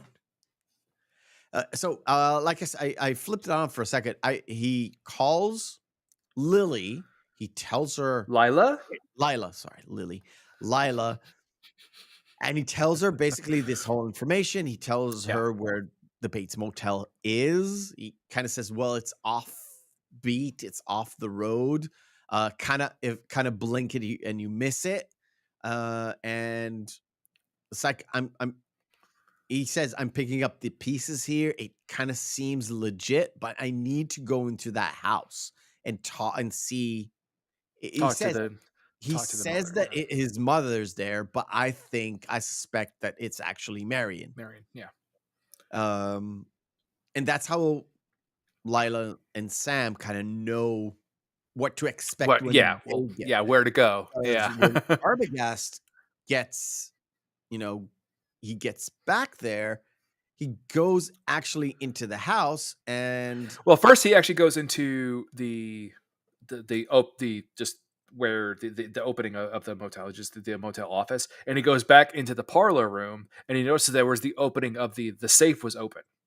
Yes. So again, that raises his suspicions even more. Like, oh, Norman went and got the money that Marion gave him, and he went to go hide it. Yeah. Got it. Now I'm going to the house. Yeah.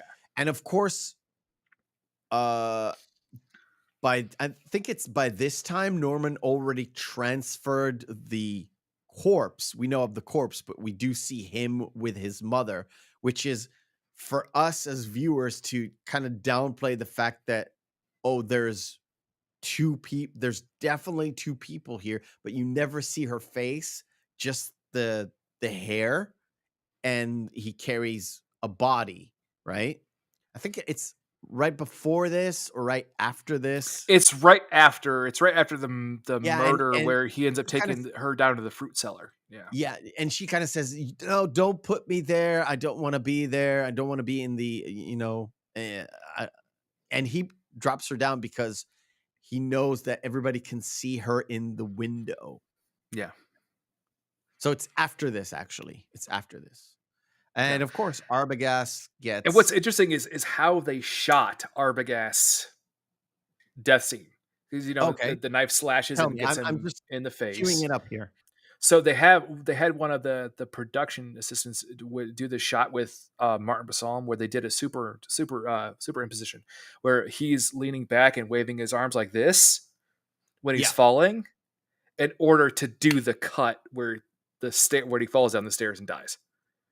Okay. It kind of wait, hold. It kind of looked really Yeah, weird. right here. Yeah, that's how because it's superimposed. Yeah, it Yeah. kind of looks weird because when he does this and the camera from behind, it kind of drops down. Mm-hmm. It's eh, it literally took me out of the movie for 5 seconds. Yeah. Because it's so disjointed, this whole shot. I know where they were trying to go, but it seems super disjointed because it's, shot like that. I don't know. Kind of seemed weird. Again, That's okay. they can't really show what they can show today because of technology. They didn't have the the retractable knife and all that. It was actual prop knife, and they had to put on the blood later and all that stuff. So it's not as modern as a slasher movie, but this is the original. This is the granddaddy, the grandfather of them all. So yeah. So our Arbogast gets killed and treated with the same kind of I'm gonna put you in the trunk and push the car into the bog. It's like, wait, the first one nearly didn't sink. So you sink another one? It's like worked once. And he does it again. And now, is it they're going to the sheriff first and then they go to the hotel, right? It was Let me see. well, I guess stay Yes. there and then Yes, they go to the sheriff first. well, because And Lila and then Sam argue. Sam goes to the Bates Motel first, but oh yeah, returns because he doesn't see Arbogast there. He's like, yes. I don't know where he went, and we have just the suspicion that because in their mind, because the way that this is playing up, the suspicions that Arbogast has, and the same thing with now Sam and Lila, is the kind of quintessential Hitchcock story. It's a murder mystery, but it's all about money. They don't the whole actual insidious nature of what is going on again isn't revealed until the end, but that's supposed to be the point of the film. When Yeah. people were watching this like, oh, when they first view it, they're like, oh, it's kind of a Hitchcock story, but it wasn't motivated by money, just the mother was crazy. But other characters who are watching this would be like watching an episode of Alfred Hitchcock Presents where it's like, oh, it's like 12 Little Indians where they're trying to get money. Yep. Yeah. Exactly. Exactly. And the fact that he's there, he sees I think he sees someone in the window. Yes.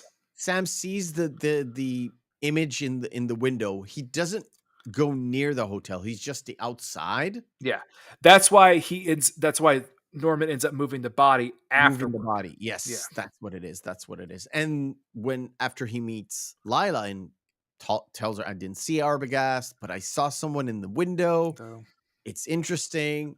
And they go to the sheriff. Chambers. And Yeah. there they get that sort of exposition dump, sort of information. But That it's terrible thing that happened out there 10 years ago, and the murder suicide, and they're like, well, if that's Norma Bates has been dead for 10 years. If that's Yeah. Norma Bates, who's buried at Green Lawn Cemetery? Exactly. And this is what dun dun dun. Yeah. And they decide to go and check. This is basically the scene. And this is actually the impetus when he actually goes to hide the body, because the sheriff calls Norman asking, like, so what's going on? That's when Norman goes, Mama, you gotta hide. Yeah, exactly. And the whole point of him talking to wait a minute, where is it? Oh, in the morning they actually catch him in the after church. Yeah. after church, and he says, well, I talked to him and there was nobody there. There's nobody there. Yeah. Yeah. And I don't think there's nothing to see. It's like I have nothing. I can't really go interrogate him. He's just there all alone. Yeah. Right. And Sam kind of mentions it, but we've seen that woman. I've seen somebody in the window. There's somebody there. They say, well, I can't do anything. There's literally nothing I could do. So they decide to go and check it out by themselves. And Lila is convinced that she needs to go to that house. Yes, because the Chambers is telling them the story that, hey, if something happened to Marion, it was probably Arbogast, because you can't get a hold of Arbogast.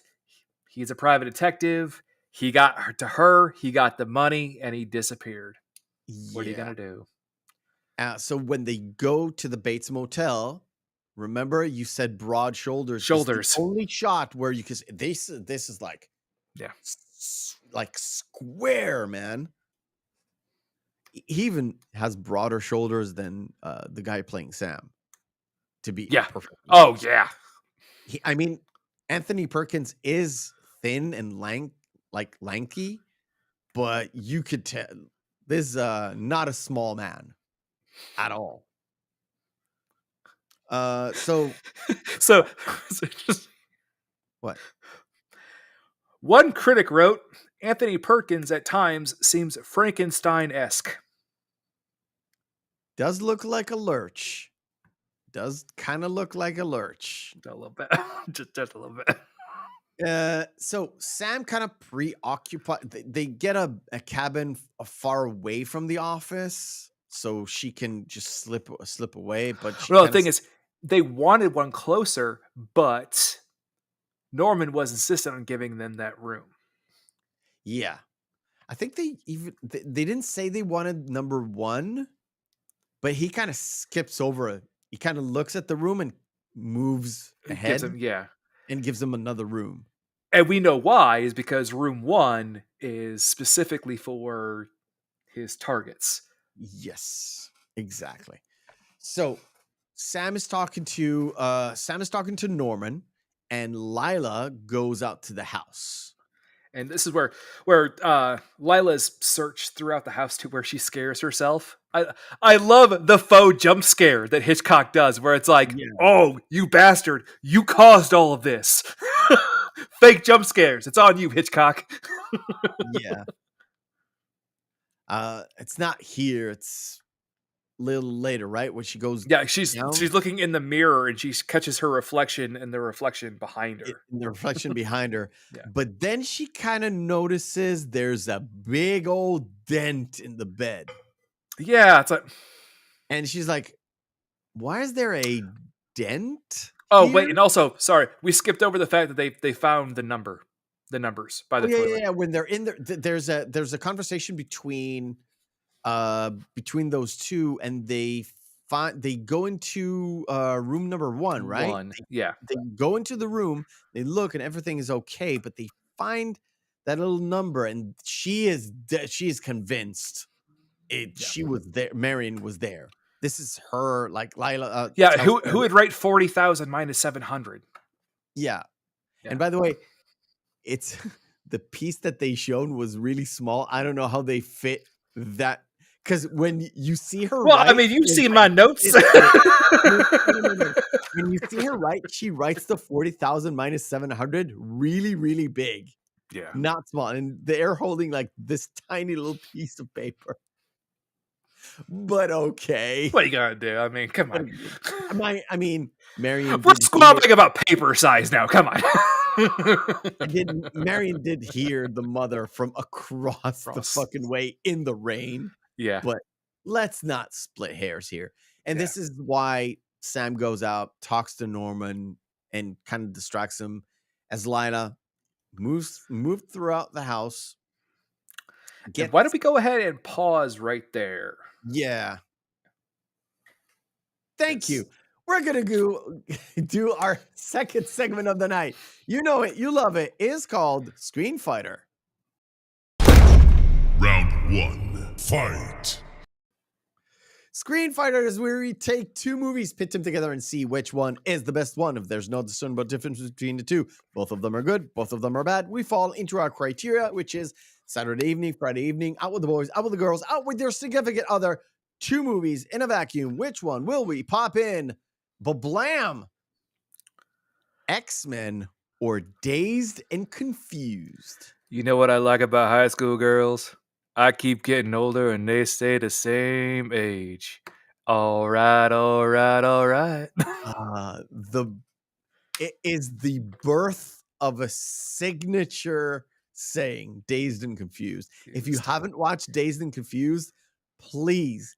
It came out yesterday, 4K version. Wow, that's interesting. Steelbook as well.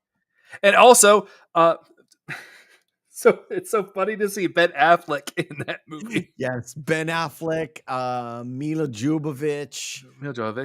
Yeah. So many other actors and actresses. Just amazing. And Yeah. to me, Dazed and Confused. Yeah. I didn't like the first X-Men movie at all. I thought it was okay. Yeah, it was for how bad comic book films were before. Like, I think Blade is a better film than X-Men, and Blade was just we discussed before when we reviewed Blade. Without Blade, there would be no MCU. Full stop. X-Men was the other thing that pushed it over the edge, and also right after that with Spider-Man. That's really what. Yeah, to be absolutely fair, the fact that they kind of had a joke about like yellow spandexes and leotards and all that stuff. Yeah. Though they had the most ridiculous fucking leather outfits. I was like, you stupid fucks. It's still. It's got to be Dazed and Confused. Yeah. Yeah, for sure. Gone in 60 seconds or Die Hard with a Vengeance. Come on. It's the second best Die Hard film. The Goonies or Night at the Museum. I'm sorry. I'm overruling you. We're gonna have more. Going back. Wow. Have you ever seen Going Back? I have. That's pretty good. Is it Flick Chart? You're just making it easy today. Come on. Too easy. Or brother. Okay. This is where we stop. Or Brother, Where Art Thou? Or 1492 Conquest of Paradise. I don't think I've ever seen 1492. Really? Nuh-uh. It's Gerard Depardieu as Columbus. Oh, as in a terrible monster? Yeah, put it in. I definitely haven't seen it. I can't. I have watched both, and I would prefer 1492. It is brutal. it is very, very honest about who is Columbus and Okay. who he took with him, aka his brother, who was even more brutal than him. It's not historically correct, by the way. Repo Man or Lady and the Tramp? I haven't seen Repo Man in a long while. Repo It's Man's with really Emilio good. Estevez. Yeah. Repo Man's really good. And I know you hate Disney, so I do. we know where this is going. You gonna go Why are Repo we Man? playing around? All right, cool. You know what movie somebody mentioned? Because I had a poll up this week for what's your favorite Emilio Estevez movie? And I put up a poll and somebody said, well, what about Free Jack with Oh, wow. with the Rolling Stones movie? And I was like, oh my God, I haven't thought That's a about Free Jack in a long fucking movie. while. I It's honestly not a good movie. no, but it's an interesting point though.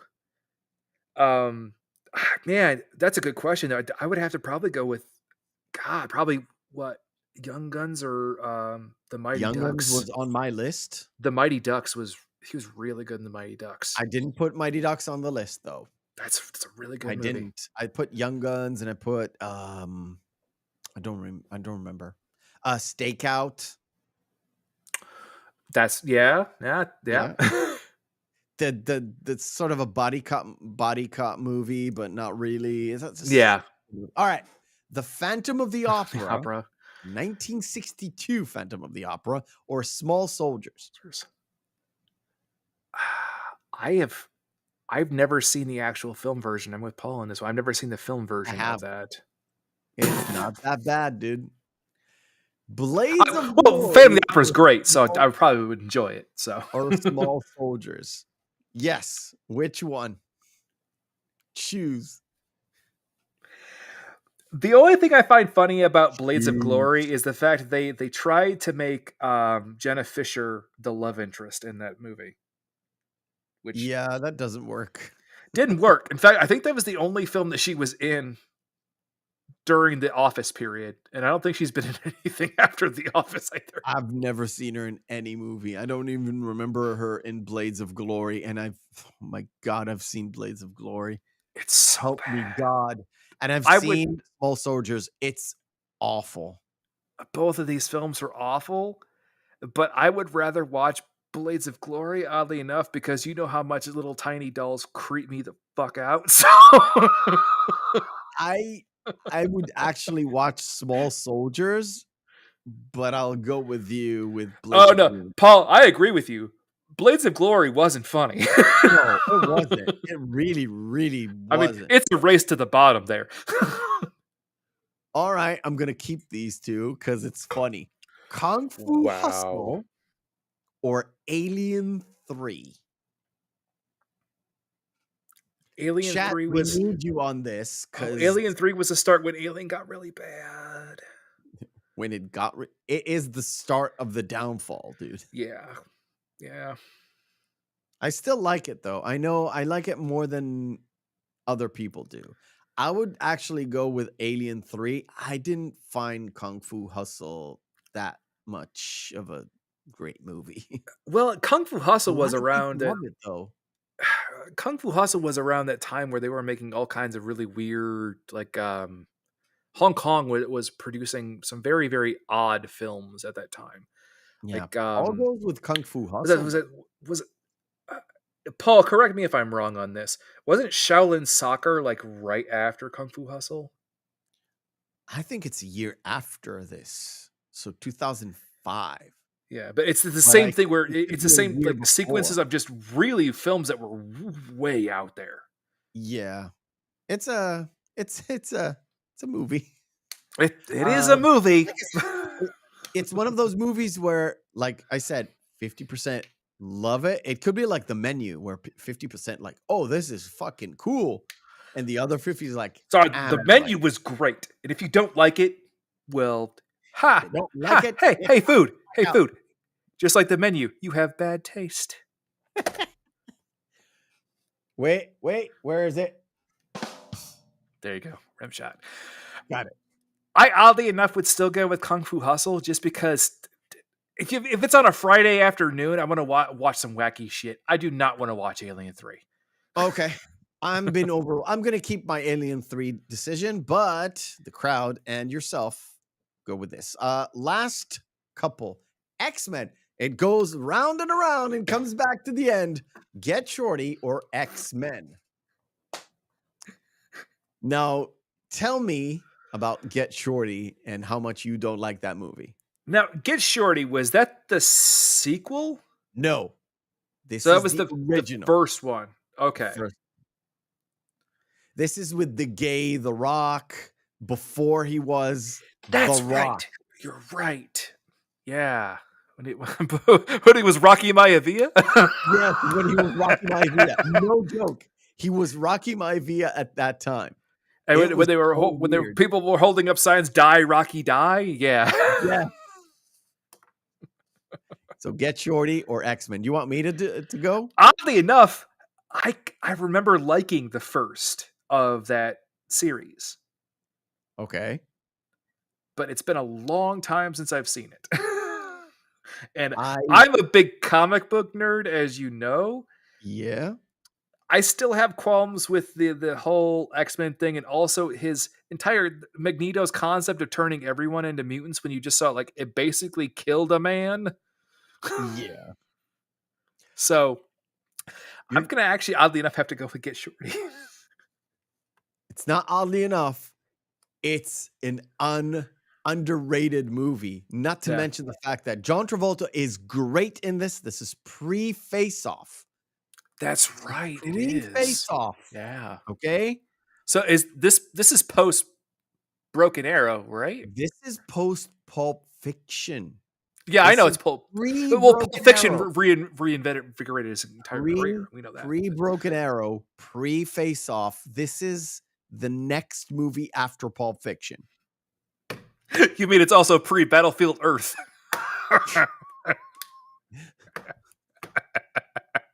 Anyway, the two great performances in this, John Travolta and fucking Danny DeVito as the actor who is a vapid fucking nobody, but you can fill it with anything you want. Okay, so Which Paul has a point there. I believe that is the yeah. So the second one, Paul, correct? That's Get Short, then, right? The Rock was in the second one. He was in the first one. No, he wasn't in the first one. I will check. I'm pretty sure he's in the first one. I'm pretty sure if I'm mistaken, shoot me. No, just don't. Get Shorty. Anyway, fucking Get Shorty. Yeah. And Gone in 60 Seconds came back again. What? Gone in 60 Seconds was on that. We skipped it. And the next one will probably have X-Men again. So, would you pick this movie, please? No. Flick chart is biased. That's all I'm saying. After the pick, I'm going to flash it for a second there, and you tell me Shanghai Nights or Sometimes They Come Back. We're not going to pick. Oh, wow. I can have a conversation about that. Sometimes They Get Back. Because I ain't picking no fucking Owen Wilson fucking Jackie Chan combo. No. You should feel bad. You should feel really, really bad. Oh, God. Cool.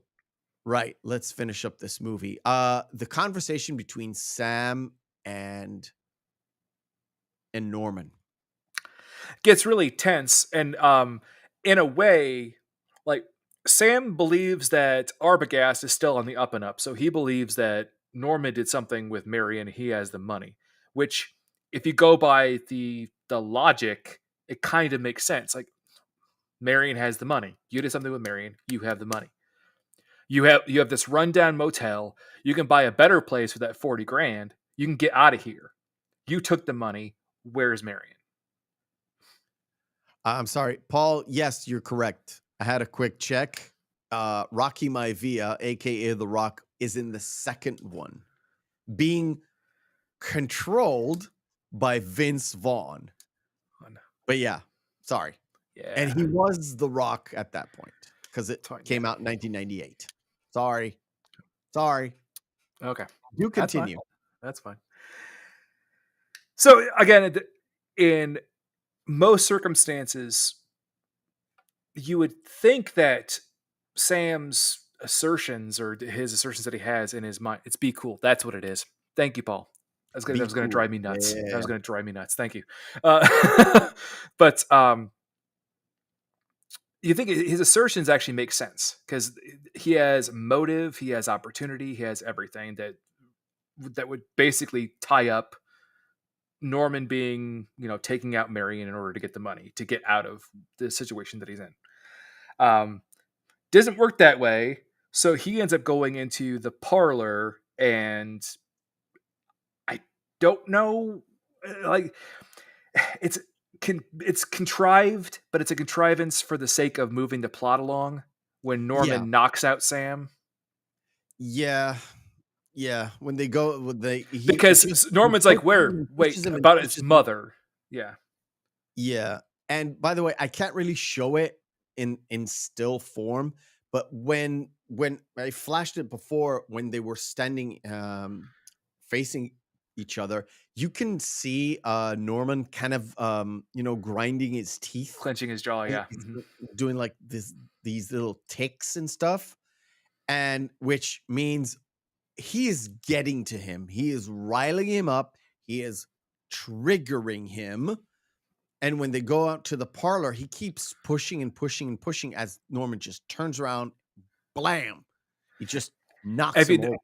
That's why Anthony Perkins is so great in this, because I think that's when, especially when Arbogast doing that pushing and pushing and pushing and talking about his mother, and him getting his speech starts breaking up. He starts stuttering more, and he starts ticking a little bit, showing the fact that it's the mother starting to take over. Yeah. And he's losing control. Yeah, exactly. And he kind of realizes, the woman to him is the like, where's Lila? Where's Lila? Mother. And Lila is in the sort of in the front of the house. So she's at the, not at the top, the bottom of the stairs, the main staircase. And she looks through the window and she sees him coming. So she runs off and goes downstairs into the cellar, hide, which actually reveals where the mother is hidden, because he goes upstairs to look for her. Yeah. And now what's interesting is the shot, the big reveal, when the chair goes around, there is a lens flare and Vera Miles hits the light bulb. The sequencing had to be done perfect according to Hitchcock. Okay. It took 57 takes in order to get the sequencing to Hitchcock's just picture perfect. It's so weird that they've done like 70 different shots, which probably took 3-4 days just to do the blocking for the shower scene. Oh yeah. Well, the shower scene took an entire week of filming. Yeah. Like I said, 70 different shots, blocking it. Oh, and also one thing that's a common misconception is the fact that that Hitchcock would change the water temperature from hot to cold in order to get a scream out of Janet Leigh. No, she always had hot water. Hitchcock was an asshole, not that much of an asshole. Okay. I'm trying to get on. Thank you, Restream. Thank you. I'm trying to get to the point where that's the lens flare I was looking for. Yeah. As she goes past the light bulb, it's lens flare, and then it kind of turns around, and she turns the chair around because she says, I think she says Mrs. Bates. Bates. She turns it around, and we get a scream from Vera Miles as well. And that high pitch score coming in through behind it. And we have Norman going down. And if you notice too, that's why Norman went upstairs in order to change into in order Mother. to change into have the wig and the Mhm. dress and everything. And when she finds out, he literally walks through the door with that cackle. You don't hear the cackle, you see the cackle, right? I'm sorry, I have to say it. I don't know What? if you know the YouTube personality and Twitch streamer Ludwig. I For know of some Ludwig, for some yes. odd reason, whenever I see Anthony Perkins like this, he reminds me so much of Ludwig right there. And I Really? don't know why. Why Ludwig? I don't know why. It's just the face. It's Okay. like, and also, that doesn't look like menacing. It looks like, oh, it's a surprise birthday party for me. Yeah. Like, yeah. You look so happy. He I can't Oh, say you shouldn't have. I'm sorry. I can't say. But immediately Sam kind of gets into the picture, grabs him, and literally it fades out and fades into sitting in the police station. Yep. Where And so the psychiatrist goes through, that is Simon Oakland, who is also very in one of the best episodes of the Twilight Zone ever. which one? The episode of the bank robbers who end up stealing all the gold. They go into a cave, and one of them is this doctor who puts them basically in a hyperbaric chamber that gives them this kind of like, it's a pseudo poison that puts them asleep for 100 years, but they don't age. Okay. And when they wake up, they all turn on each other, of course. Yeah. But at the end, they're walking through the desert by themselves. And at the end, there's just the doctor who's left. And he's one of the robbers who ends up dying. But he ends up going by the side of the road, and like a futuristic car pulls up by them. And he's like, gold, I'll give you gold for water. And then he just dies. And the guy says, I don't know what he's talking about. Gold is worthless. It's one of those very cliche Twilight Zone episodes, but it's a really good one. Yeah. I mean, there's something on the plane. There's something on the wing. I love that. I'm not crazy. You're crazy. If you don't know what I mean, you don't really, really love Captain Kirk. Well, that's all I'm saying. That's all I'm saying. So we get basically a massive exposition dump explaining everything that is to do with Norman Bates. And it's the whole thing is the fact that he's the one that killed both of his mother and her lover by poisoning both with strychnine, and because he was generally jealous because his mom was his whole world. And after the abuse from their dad, and blah, blah, blah, all that. Well, and side note, Ed Gein did not kill his mother. Just that was something that Psycho just Kemper decided to take.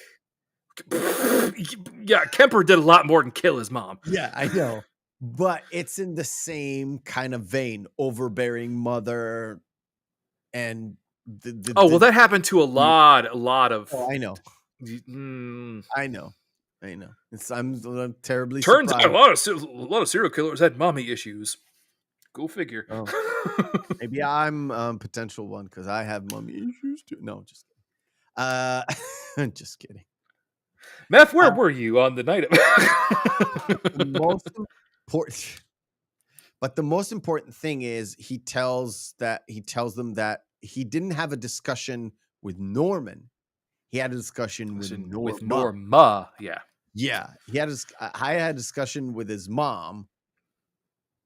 And they said it, but his mom is dead. Oh, yes and no. No. Yeah. Well, that too, and the fact that when he was dressing, and the one guy goes, "What? So he's a transvestite?" Not technically. Yeah. And he explains what. He explains what is a transvestite and what is a split personality. Yeah, Which is, hey, it's a pretty decent explanation. I'm not gonna lie. It was for the 50s. It was exactly. up For to the time, the DMs. it's a It was up very there. it's a very decent explanation. By the way, if you go into textbooks, it's the same explanation. They haven't really changed them much. No, they haven't. No, not really. Not really. No. For better or worse, whatever you want to call it. Yes. I want to get to the specific spot because it's basically the end of the movie. Yeah. But it kind of gives an out. I know there's a Psycho 2, 3, and 4, I believe. Yes. And I'm like, what the fuck are you doing? In Psycho 2, it's all Lila trying to get revenge for Marion's death. It's a weird movie. I don't know why they made it, and I really don't know why they made 3. And for life, I mean, why would they make a 4th one?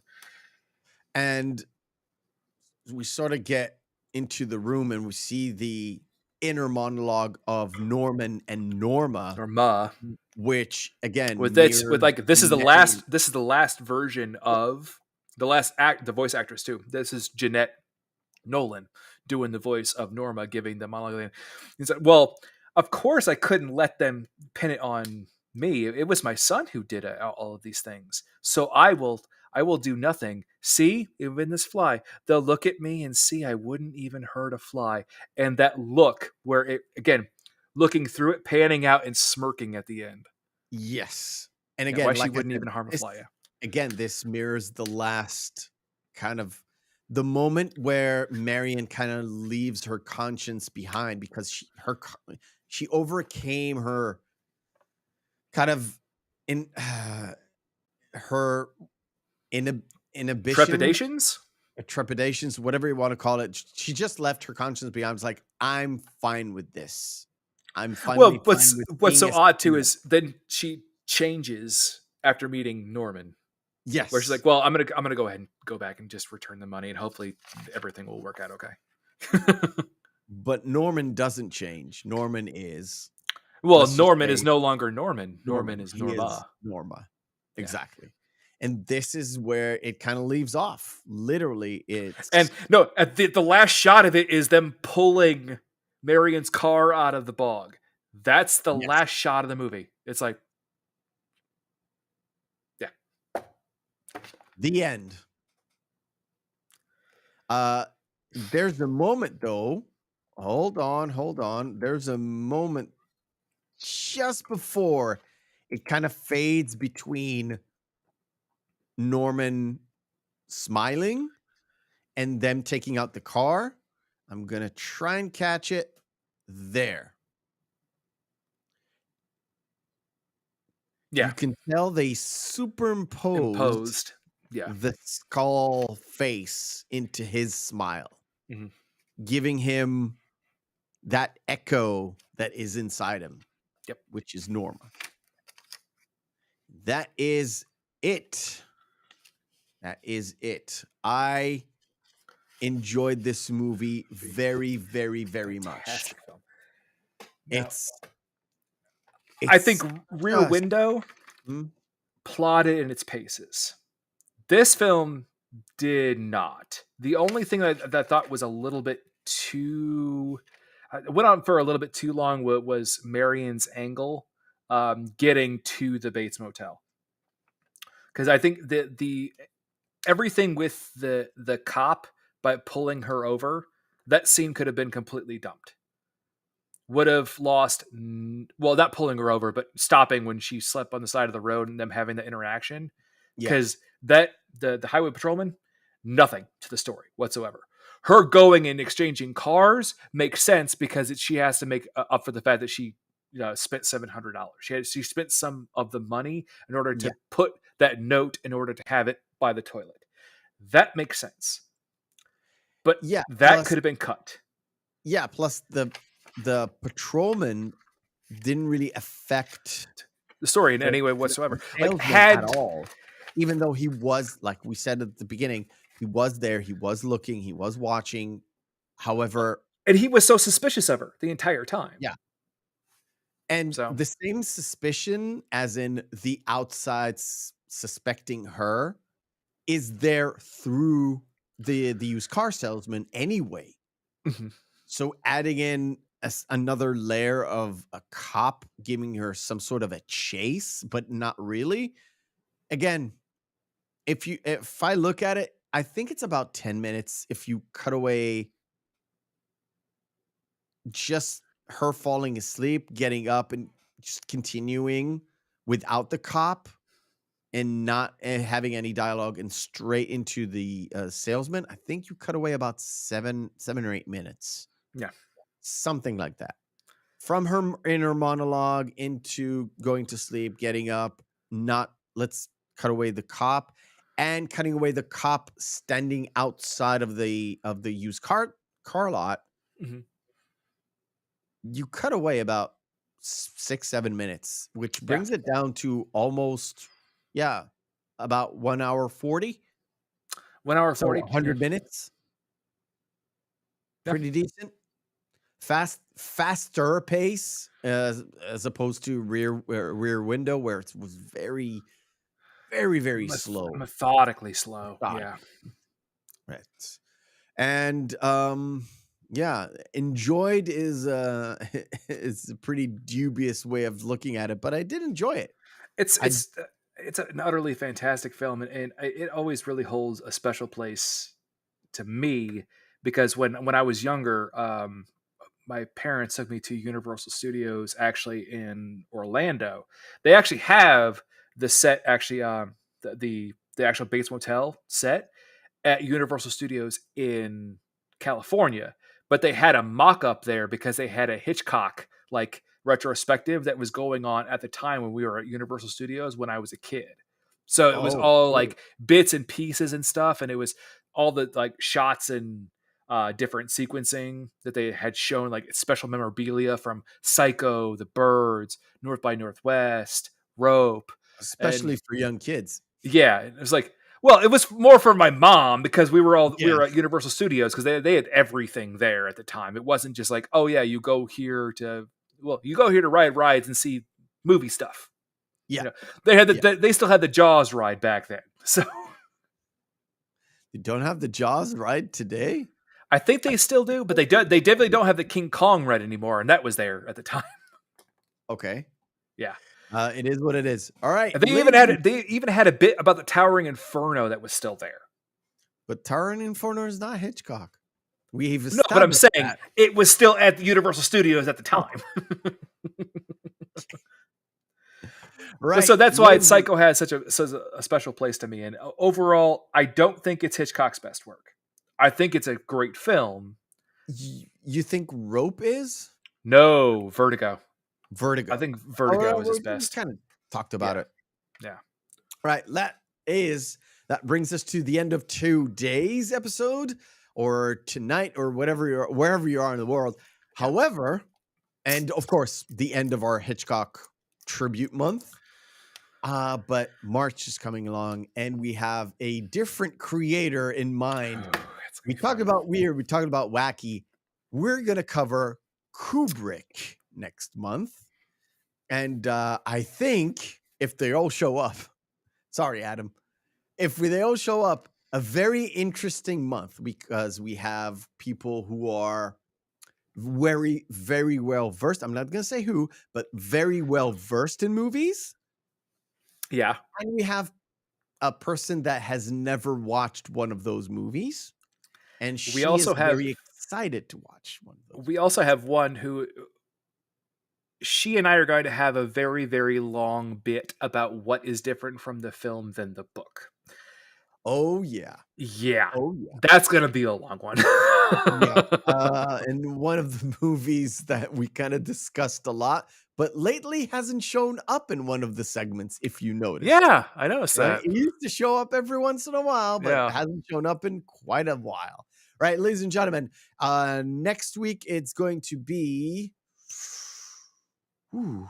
It's 2001, right? 2001 Space Odyssey, Lofty, and Nick Weiser are scheduled to be on the show. I will ping each one of them after this weekend to make sure they'll show up. If not, we'll do as we do always. Just show up and talk about movies. Just you and me, my friend. Of course. If you like to interact with the show, anything you want. I'm afraid I DM can't do me. that, Meph. What? I'm afraid I can't do that, Meph. Stop. I have a lot to say about that movie, but I'm gonna wait. Because there's What, Space Baby? Come on. anyway. If you want to interact with the show, follow me on Twitter at Meffistoe. If you want to interact with me, not on Twitter, you can go on Instagram at Meffistoe79. You can always email the show at the Reel McCoy podcast at gmail.com. And in the comment section down below, like if you like this. Don't like it, dislike it. Any and every thing that happens in YouTube kind of works in my benefit, and I love it. Like if you like, and most importantly, share. You don't really have to subscribe, but if you do, we'll always be here. Well, I will be, as long as it's never mind. Like, share, subscribe, all that good stuff. You know, the YouTube stuff. And until next week, ladies and gentlemen, enjoy your weekend. Have a good one.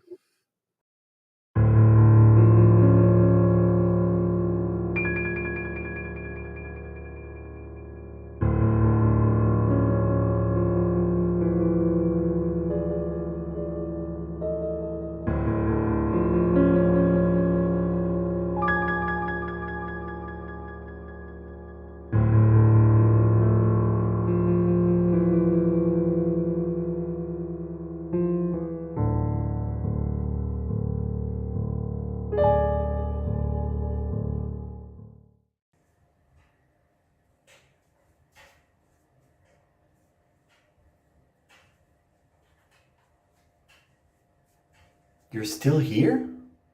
It's over. Go home.